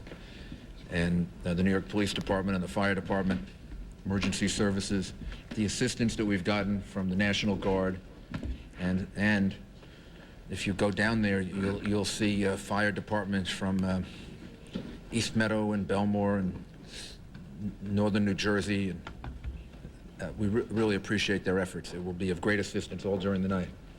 If you have questions that we can answer or try to answer, the number is 1-212-560-2730. That's 1-212-560-2730. I know that there's great concern over what the numbers of people lost are. We don't know the answer to that. The dimension will be very large. In terms of the people we're looking for, it's a couple of hundred firefighters and police officers, which is a staggering number. As far as the number of people in the building, that'll be in the thousands. But there's no way of knowing at this point, and we're going to keep praying and hoping that we save as many people as possible. Mr. Mayor, there are reports that there are a group of survivors in the basement of the World Trade Center, that they have cell phones. They've been calling their relatives in Seattle to tell them precisely where they are, and that there's a group of NYPD police who are with them and alive and well. Do you know about this? I know that rescue effort's been going on for a couple of hours, yes. Mayor, do you know anything about the report about the possible explosives that were found in New Jersey? Yeah, I think the police commissioner was able to get information about that. I just got a confirmation from the chief of detectives. He's reached out to the FBI. They have confirmed that someone has been stopped in New Jersey, 3 men in a van. However, there was no explosives in the van. All right, they're being held for questioning. Where in New Jersey, sir? You know? I can't say yet. Okay. Why were they stopped, and why do you think they're connected with this? We can't tell at this point. It's between the FBI and the Port Authority. We just got the confirmation by phone after I left the last briefing. Were they on the George Washington Bridge as they were heading to New Jersey? No, they weren't.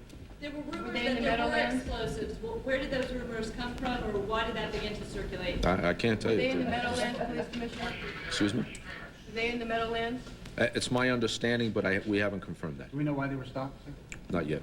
Commissioner, can you tell us anything about the rescue of the 2 Port Authority officers or the ongoing effort with the people in the basement, where the Port Authority officers were pulled out of, or any of the details? We can't say yet. It was Trinity and Church where the officers were that were just pulled out. The other people that are still in the building, we can't tell exactly where they are. We all know that the Port Authority is housed in the World Trade Center. Any idea of the status of their operations? They've lost a lot of people, and we don't know the full dimension of that either. But the Port Authority have a lot of people that are missing, and we were fortunate to find 2 of the police officers. We'll keep searching for the others, but they have sustained a lot of losses. The group of people with the cell phones that Marcia referred to, do you have any idea how big a group that size is in that particular location? I don't think we know the exact numbers. We know it's more than 2 people. It's two people communicated, and they say there were more people there. And do The you people know who are what roaming around the city trying to find information about those who are missing, what are they supposed to do, where are they supposed to go, and who's collecting that information? The phone number that they should call is 212-560-2730. And then, as we have information about people either who have been recovered or are dead, we'll let them know that. Is our morgue able to handle this? We had a meeting with the medical examiner earlier, went over it with him. He believes that he's able to handle it. He'll start handling it at 30th Street, which is the morgue for Manhattan. He'll then be able to move up to the Bronx, where he also has facilities. And then we have the possibility of using the pier on the west side, which is set aside in case the numbers get too difficult to handle. But he thinks he can handle at least a good deal of it tomorrow and the next day, right in Manhattan. Commissioner Bonnet, can you talk about the loss of the fire? The person behind this. Well, I think there's going to be quite a lot of browbeating and heart-beating about the question of intelligence. The fact that something that complicated could take place, that required a lot of planning, which everybody will have to tell you that it could not just be a private organization, they needed governmental support.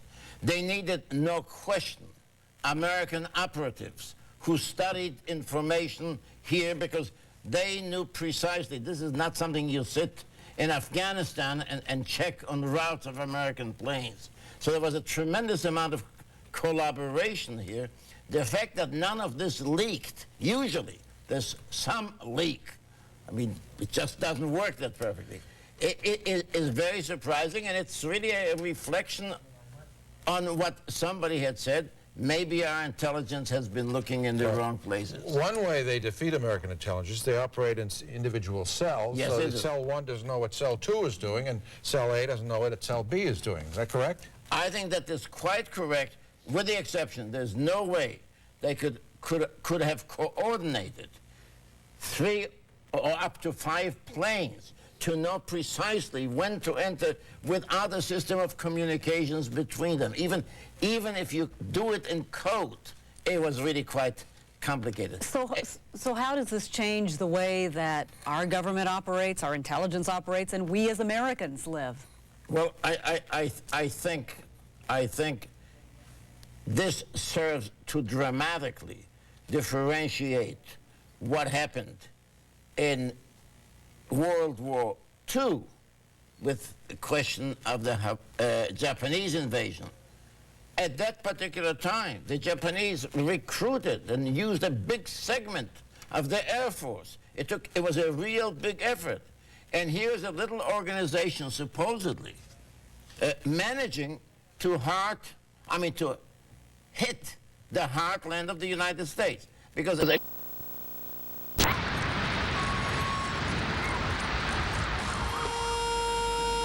And tonight, where New York's tallest buildings proclaimed America's secular might, a ruin, countless souls crushed beneath.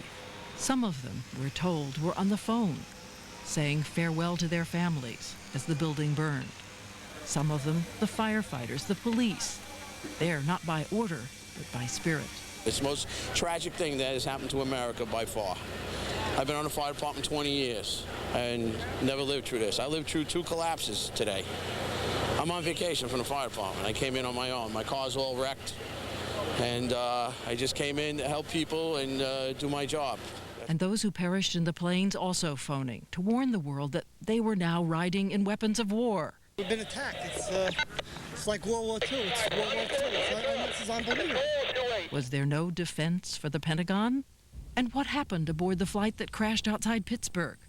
We've heard a story that the pilot refused to hurl his plane on Washington and crashed in a field instead.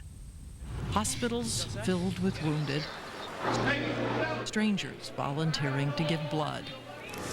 In the ashes, rededication by a nation whose symbol is the eagle because it is the bird least afraid of a storm, the bird strong enough to soar through and above it.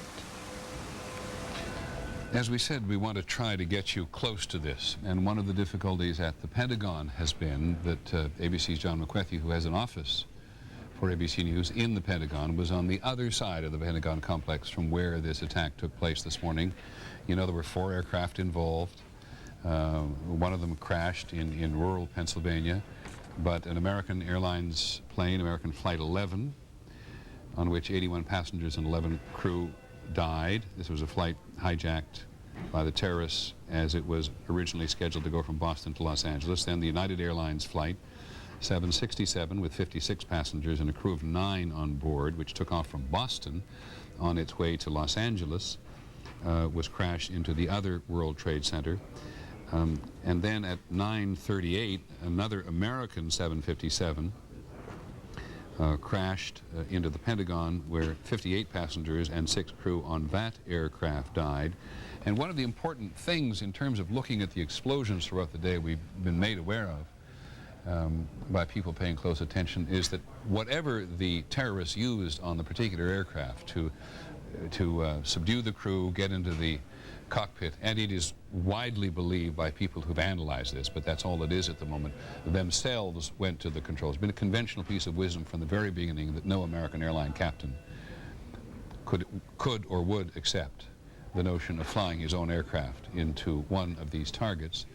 And while we have no idea at this point, and may never have any idea what happened in the cockpits of those particular aircraft, there has been some suggestion today that there are terrorists out there throughout the world and terrorist organizations who are able to enlist people who have some flying capacity, some flying ability. And John Nance, who is our aviation analyst, and others have pointed out that there were pilots who flew in the Afghan Air Force or who flew with the Afghans during the struggle between Afghanistan and the Soviet Union. So there's a lot of talent out there in terms of international terrorism in general. But now, as we make our way through the day, we go back to the Pentagon. John McWethy, like everybody else, was obliged to evacuate from the Pentagon. He's on the side of the Pentagon which was attacked and has had a difficult day, but a tough day, John, trying to report this story from this location. So just review for us, would you? Peter, I was sitting at my desk in the Pentagon when there was a jolt, and it was clear that the Pentagon had been hit just as the 2 towers of the World Trade Center had been hit. Horrible clouds of black smoke were billowing out of the Defense Department. A sense of disbelief as people were being forced to evacuate the building. In the part where the greatest damage was, there were many terribly injured people who were being helped by their colleagues out to the pavement outside. Hundreds and hundreds of rescue workers were on the scene within hours. Ambulances were lined up. Bodies were also lined up. There was a tremendous sense of the medical people trying to come to aid of those who were injured. But it took more than 5 hours for rescue workers to really get inside the damaged part of the Pentagon. And tonight, Peter, they are continuing the work. They have heavy equipment. They are working under lights. There are special dogs that are trained to look for dead bodies and to look for survivors both, who are working in the rubble tonight to see if they can pull anyone out of the rubble. We know tonight, Peter, that various jurisdictions, New York, for example, has called up more than 2,000 National Guard. By morning, there will be an additional 1,000. This is to help with control of intersections in the streets. In Virginia, more than 300 have been called up, and about the same number in the District of Columbia. For a while, the intersections in the District of Columbia in Northern Virginia and in much of New York appeared to be a very tightly controlled area by the military, by the police. There was very little movement of traffic in any of these jurisdictions. The government is going to great lengths. The president tonight saying that the government is going to be open for business tomorrow. But of course, much of the country today was utterly paralyzed from one coast to the other because of the airline cancellations, because of the cell phone tie-ups, and because of so much else that has happened during the course of this day, Peter. And John, just before we leave you for just a little while, would you review for us what your sources believe the casualty estimates are at this moment? There is no estimate for what has happened in New York that I know of, although they fear the casualties there are going to be many, many thousands. We are hearing from one local official here, Peter, that there could be as many as 800 dead in the Pentagon. Thanks very much, John McCarthy at the Pentagon, as close to the Pentagon as he's allowed to get tonight, reporting under the very difficult circumstances. Cynthia McFadden is on the west side of New York City in what we keep describing as the trauma center, where triage was originally about meant to occur. Do you have any further sense or any closer sense of the magnitude of this in terms of human loss? Well, Peter, what I can tell you is this. We have talked to sources who have been inside the triage center all day and asked them why the volume of extreme trauma, why the number of people just hasn't been seen. You can see this parade of ambulances, I think, behind me here. We've been seeing ambulances come through all day and rescue vehicles, all of them, for the most part, empty, with the exception of some rescue workers and some other rescuers at the scene. But by and large, they have been walking into this center, not the kind of severe trauma.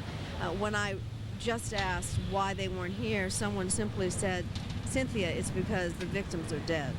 No, thanks, Cynthia McFadden. Cynthia McFadden. I said a short while ago that we'd only actually publicly identified one person, one individual who died today, and that was the wife of the Solicitor General of the United States, Barbara Olson. I got her first name right, I think.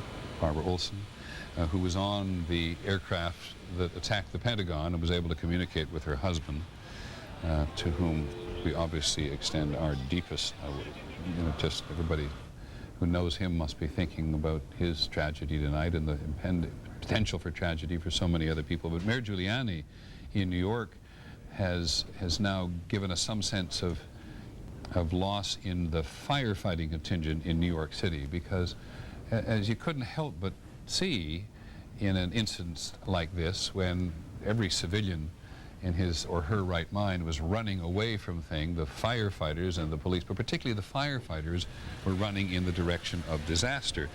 And 3 top city fire department officials died at the scene of the World Trade Center devastation today. One of them, Ray Downey, the chief of Special Operations Command, ironically was in charge of the New York City contingent that was sent to Oklahoma City at the time of the bombing. And Chief Downey has lost his life. Also killed tonight from the ranks of the firefighters in New York City were the first deputy commissioner, William Feehan, and the chief of the department, Peter Ganchi. I believe that's the correct pronunciation. Just telling us, as we already knew instinctively, that the most senior officers of the fire of the New York City Department of Firefighting were on their way in to help people not running away at this time. Bill Blakemore is in Lower Manhattan at the moment. Bill? Peter, we are beginning to see a little bit more movement here of these large operations for search and rescue, which have been staged here during the day. They've been moving down the street past us here.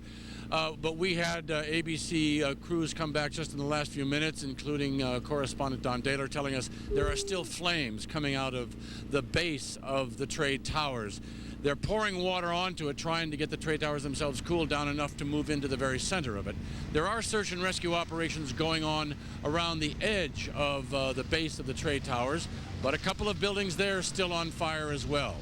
We have seen some of the heavy equipment beginning to move some of the rubble out. It's just the beginning of a long process that's going to be, beginning to truck a little bit of it out.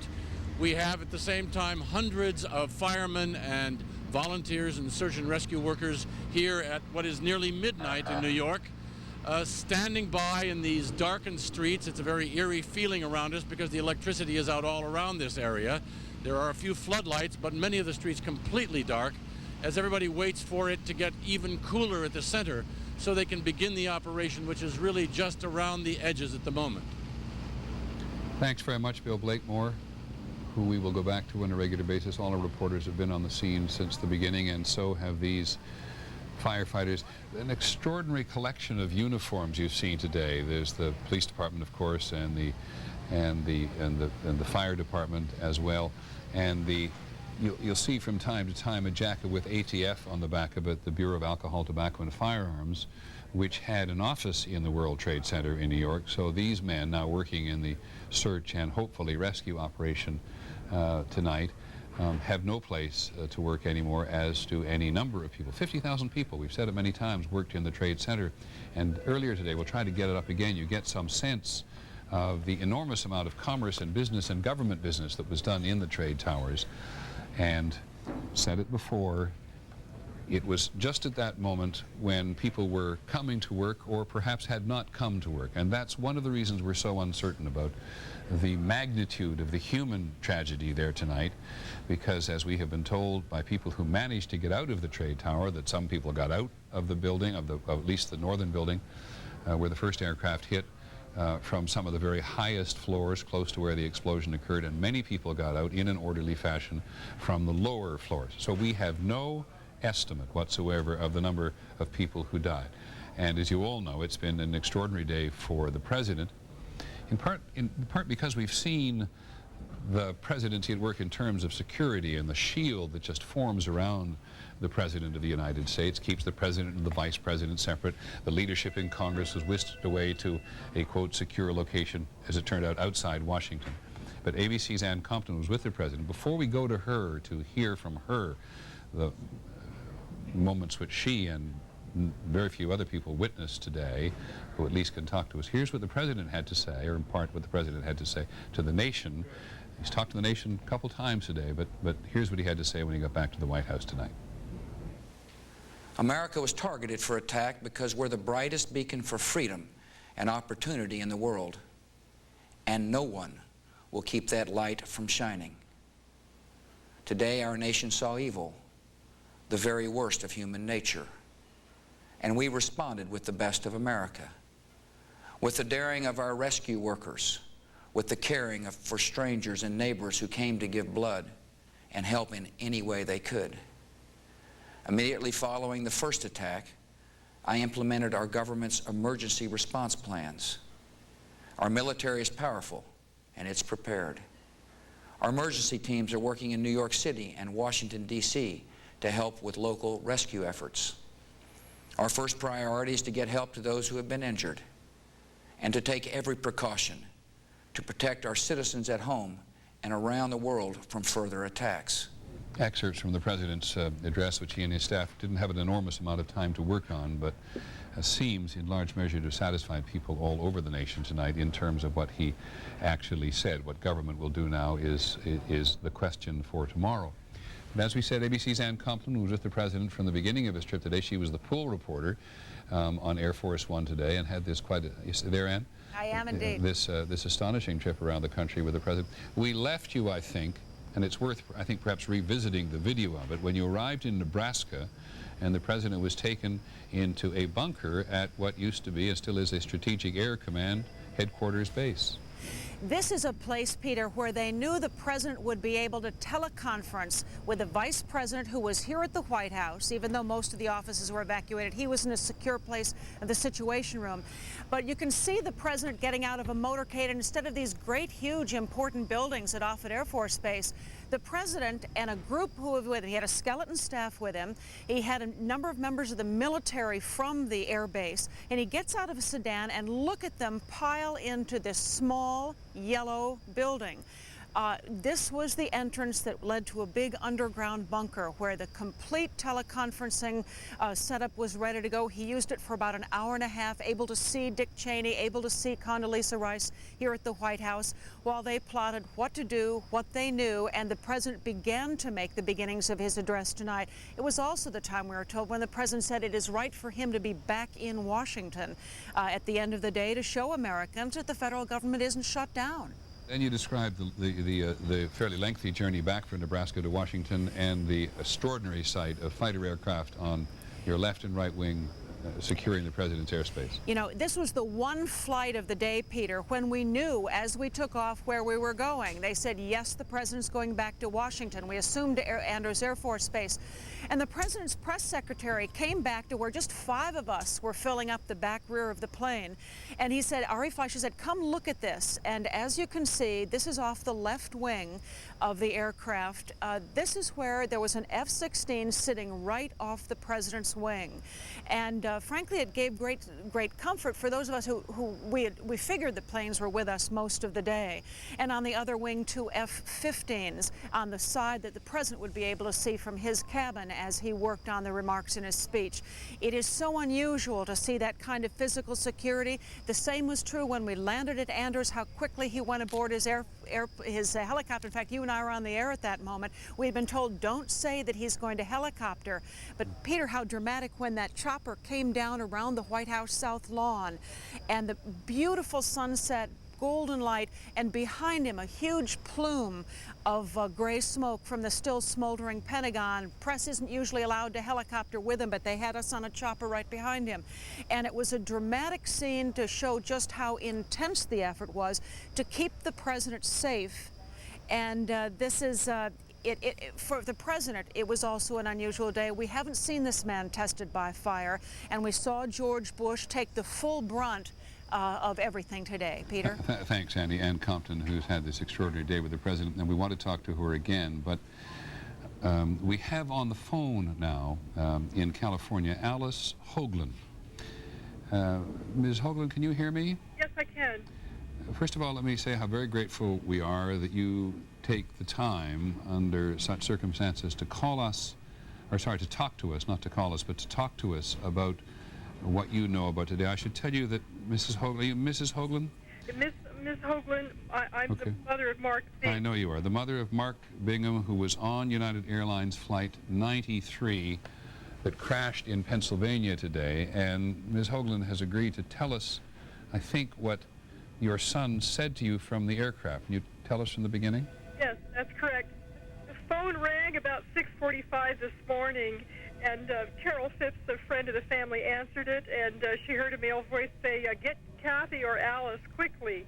And she did. She went and got Kathy, who is Mark's aunt. That's my sister-in-law. Is her home here. And I heard Kathy running down the hall.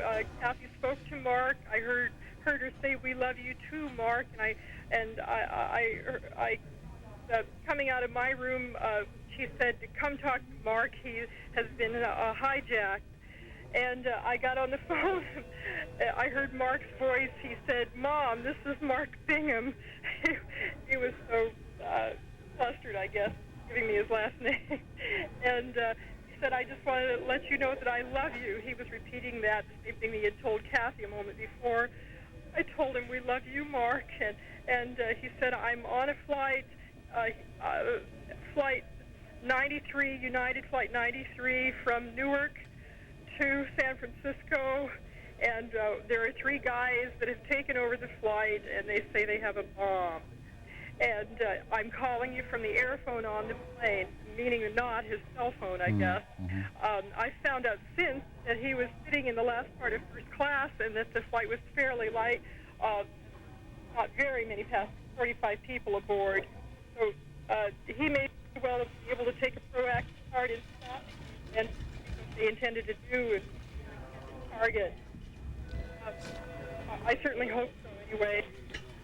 Ms. Hoagland, I hate interviews like this at this moment, and I'm sure you are suffering in ways that we cannot imagine. Did your son say anything else to you about the circumstances on board the flight?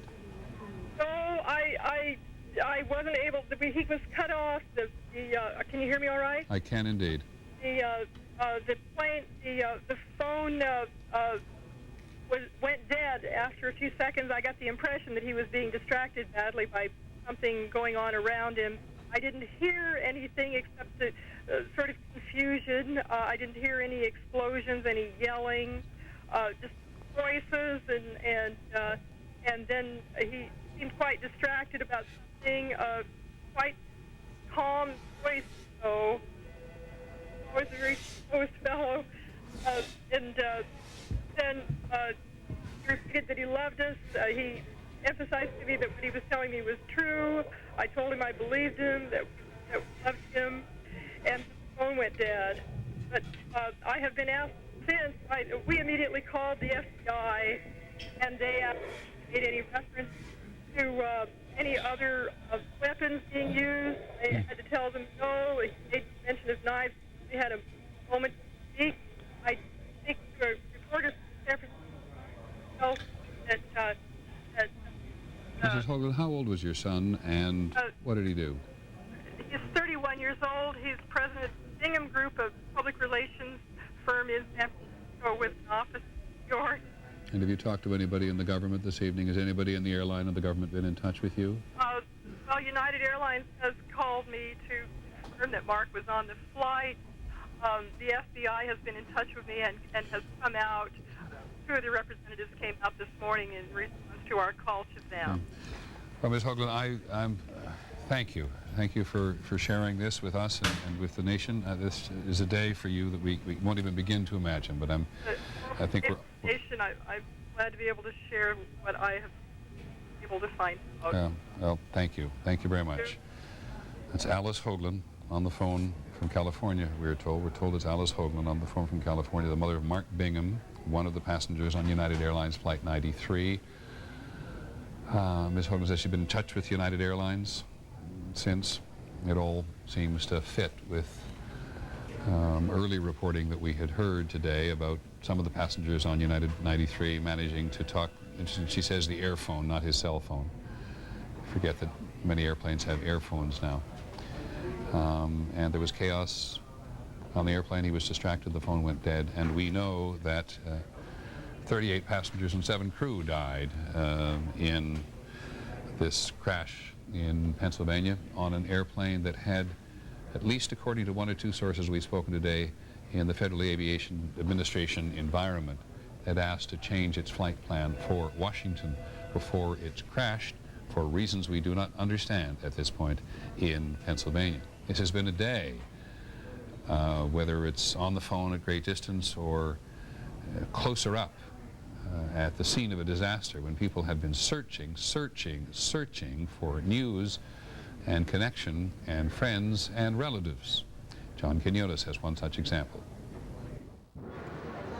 These are children who go to school right across from the Twin Towers. They were evacuated during the chaos.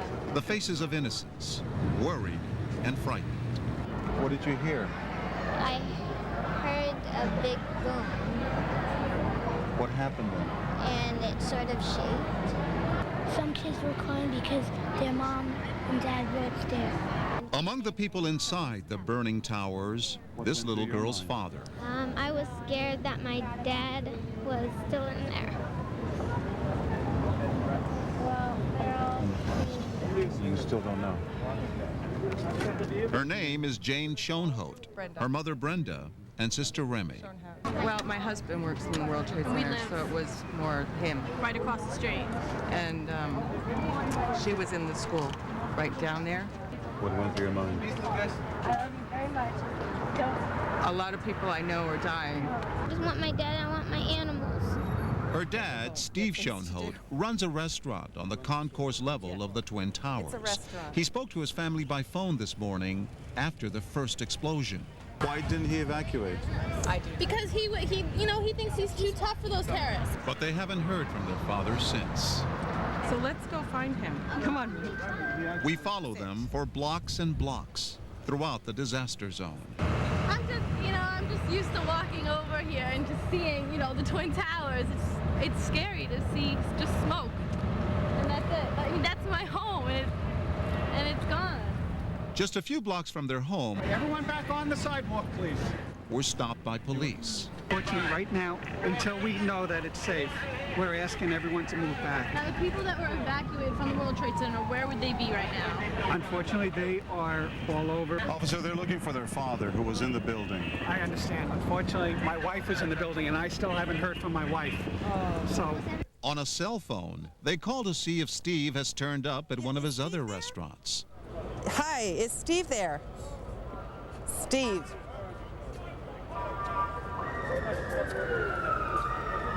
Yeah, okay. Does that mean he's gone, or is he still alive? No, she just hasn't heard from him. They continue their desperate search, past the rubble, past the screaming rescue vehicles, and then more barricades. Okay, this is a secure location, You so can't you get can in. step Go. aside and walk. Oh, It's a yellow light. a secure location? How do you feel right now? I'm scared that my dad, we might not find him. I feel like he's alive. I just want to find him and make sure. They run into one of their neighbors, who points them toward a police command center several blocks away. And tell them your situation and that they will escort you to your house. Yes, yes. Right there at Pier 40. Thank you. It's another long walk, and at the end, it once again seems fruitless. And do you know anything about when we'll be able to get in there to get our animals? There's nothing here. But then, as Brenda is in the middle of another desperate phone call trying to find her husband. Good to do that. We'll do it then. What? Oh, we just... One little happy ending on a day with so much anguish and so much heart. In the building. I cried the whole way. I saw it coming down. Oh, Molly, you don't know. In search of Steve. A happy ending where there have been so few today, and God didn't know where that was going for a moment there. And when they encountered the policeman and said they were looking for their father, and he said his wife was in the World Trade Center too, that was very difficult. Mayor Giuliani reports, Mayor of New York City, that some survivors have been pulled from the rubble tonight. And that is a huge relief that some survivors have been pulled from the rubble tonight, a huge relief to all of us, and a relief, too, I'm sure, to Frank Donahue from the American Red Cross, who's a member of the National Disaster Response Team from the Red Cross and came in today from Philadelphia. And you've had experience in earthquakes before, and I thought as you sat down, you suggested there's some similarity here. Absolutely. Coming into New York today from Philadelphia, the Holland Tunnel, that eerie kind of sound and feeling when I arrived in New York City of literally hundreds and hundreds of firefighters and police standing by, and the smoke that was all over Lower Manhattan reminded me so much of the smoke I saw over Izmit, Turkey 2 years ago when 19,000 people died in that earthquake. And there are many similarities. Tonight I was down there and they were getting phone calls, cell phone calls from the rubble. And it is that kind of experience in an earthquake. And Red Cross is there to provide backup support for the medical staff that are on scene and the disaster workers that are pulling people from the rubble and the medical staff, but to provide relief to them, also to provide mental health support for family members like we just heard from that woman who presumably lost her son. We have Red Cross disaster workers at every airport, at LAX, at Boston's Logan, at Newark, in responding to family members that were waiting for loved ones on those flights today. And of course, Mr. Jennings, you know, the blood supply. We've talked about it numerous times today. It's very hard to understand. Are you still looking for volunteers across the country to be giving blood? You know, and I think it's a great reminder to all of us that our country should never be short of blood. We have about 50,000 units of blood right now ready to respond in New York City. But people throughout the country can give blood by calling 1-800-GIVE-LIFE. Okay, just do that very slowly. 1-800-GIVE. L-I-F-E. Right. You might try to figure that out numerically for some people who want to figure it out numerically, but it was a little difficult today to figure out whether there was an immediate blood shortage here, even though we know there's blood shortage in the nation as a whole. But as you indicated, you know, as they're pulling people from the rubble over the next couple days, which will continue, that's when the blood will be needed. And again, it's a reminder to all of us that we always need to be ready. What else does the National Response Team from the Red Cross do? When you say you come in to assist people, what is that? Today we had disaster vehicles in the neighborhood responding. For example, a gentleman came up to me, had been evacuated from his house and needed his heart medication. So we would make sure we connect him up with hospitals and facility to get him that medication. People will be calling their local Red Cross throughout the United States, trying to find loved ones that were in that building on those airlines. And our local Red Cross here in Greater New York will begin to identify who goes to 13 shelters tonight that the Red Cross is running in Lower Manhattan. As you were wandered around Lower Manhattan today, how much pressure are the hospitals really under? Hard to get a grasp of that, too. Again, I believe that, you know, there's the number of people that have actually been pulled, the survivors, are not as many as we'd hope, and so the hospitals... Not as many yet as we Correct. Right. So the hospitals are not as full as one might think. The number of casualties that have been, you know, taken to hospitals is less than thought at this point, but that's, as you said, I think the next couple of days we'll see more. And we don't compare I mean, this is comparable to an earthquake in some ways, and we have these two huge buildings that collapse. This is an act of terrorism, as you well know. But how similar is it in terms of your hopefulness, having seen what you've seen today, that a rescue operation will at least have some measure of success? Absolutely. I mean, I think all of us have hope that as many people as we could possibly get from the rubble will be saved. I mean, I've seen in earthquakes people buried a number of days that have come out alive, as you have as well, and that's the hope for all of us. And Red Cross and emergency workers tonight, we're feeding 10,000 folks in Lower Manhattan, disaster workers, and that's their primary job, is to try to help find people over the coming days. So Red Cross will be there with them. Among the horrifying spectacles today, of course, for all of us is, as people fled in panic from the scene of these disasters, the police and the firemen were on their way in to try to help people going out of their way. And those two departments in New York City have suffered grievously. Absolutely. The loss in the fire and police is significant. It is always the case, I think, when there's a disaster. There's so many people running away, and yet there are people like Red Cross volunteers and fire and police What's the mood on the that are street moving in. Again, it's a sense of quietness. I think people are stunned. I don't think anyone ever could believe that that could happen right here in New York City, and I think people are just stunned. But also New Yorkers have been incredible. As I was driving up here tonight, people knocking on my window, the Red Cross vehicles, saying, I want to be a volunteer, I want to give blood, I want to help. Students from NYU coming up to me begging where they could go and help tonight. So people are responding, people wrapping police fire bands around, you know, there's bands, there's yellow bands around their arms, helping direct traffic. Just like I saw in Turkey and Izmit. I mean, people respond when people need help.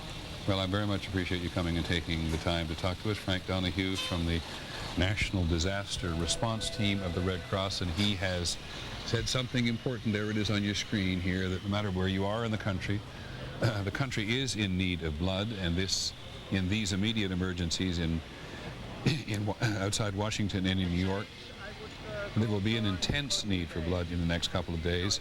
So you can call 1-800-GIVE-LIFE, excuse me, which translates numerically into 1-800-448-3543. Thanks, Mr. Donahue, very much for coming in. Frank Donahue came up from Philadelphia and just telling us what we've heard so many times today, that the mood on the street is utterly mixed, and yet everywhere you go there are people who wish to volunteer.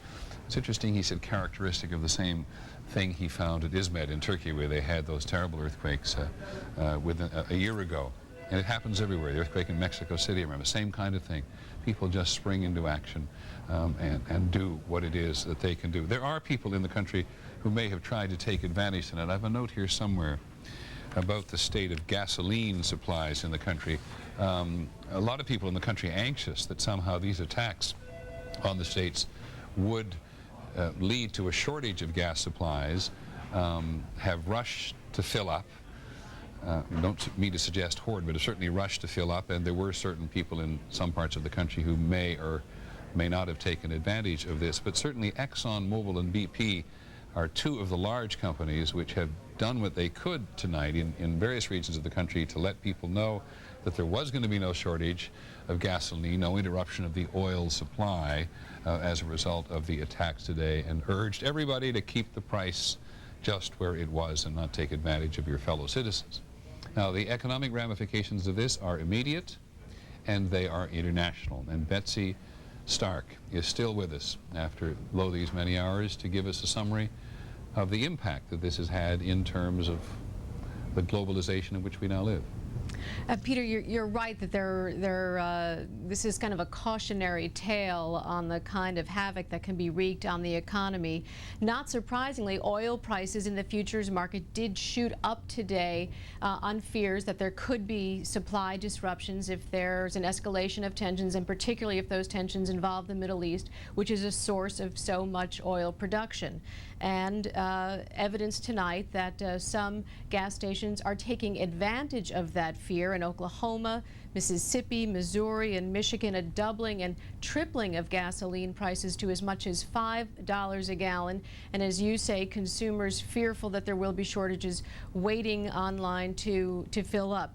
But important to tell you, the American Petroleum Institute says there are no shortages of supply. Refinery production is going strong, and the only place we may expect some supply disruptions are New York City, as you can understand. Now, on the International Financial Markets Day, the New York Exchange was closed, the American Stock Exchange was closed, and is going to stay closed tomorrow.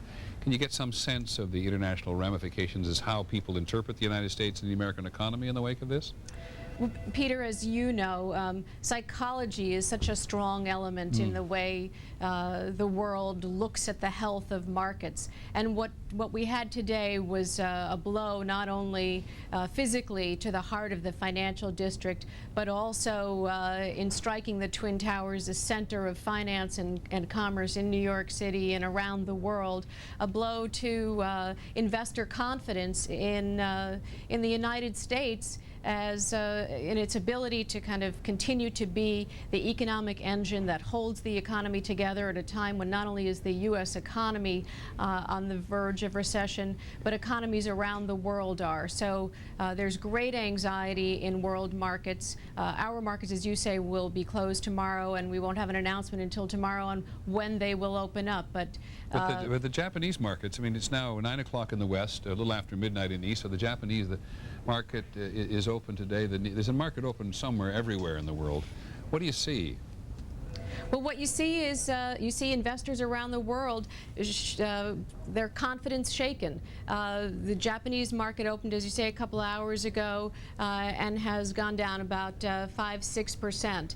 So, you know, that's a bad day, but it's, you know, it's not a crash. I mean, you know, the global financial system has not fallen apart, Peter, but it has been shaken. Why are the American and New York Stock Exchanges going to stay closed tomorrow? It's interesting how the political establishment, the Congress, is made a very public point of being open and doing business tomorrow. Why not the exchanges?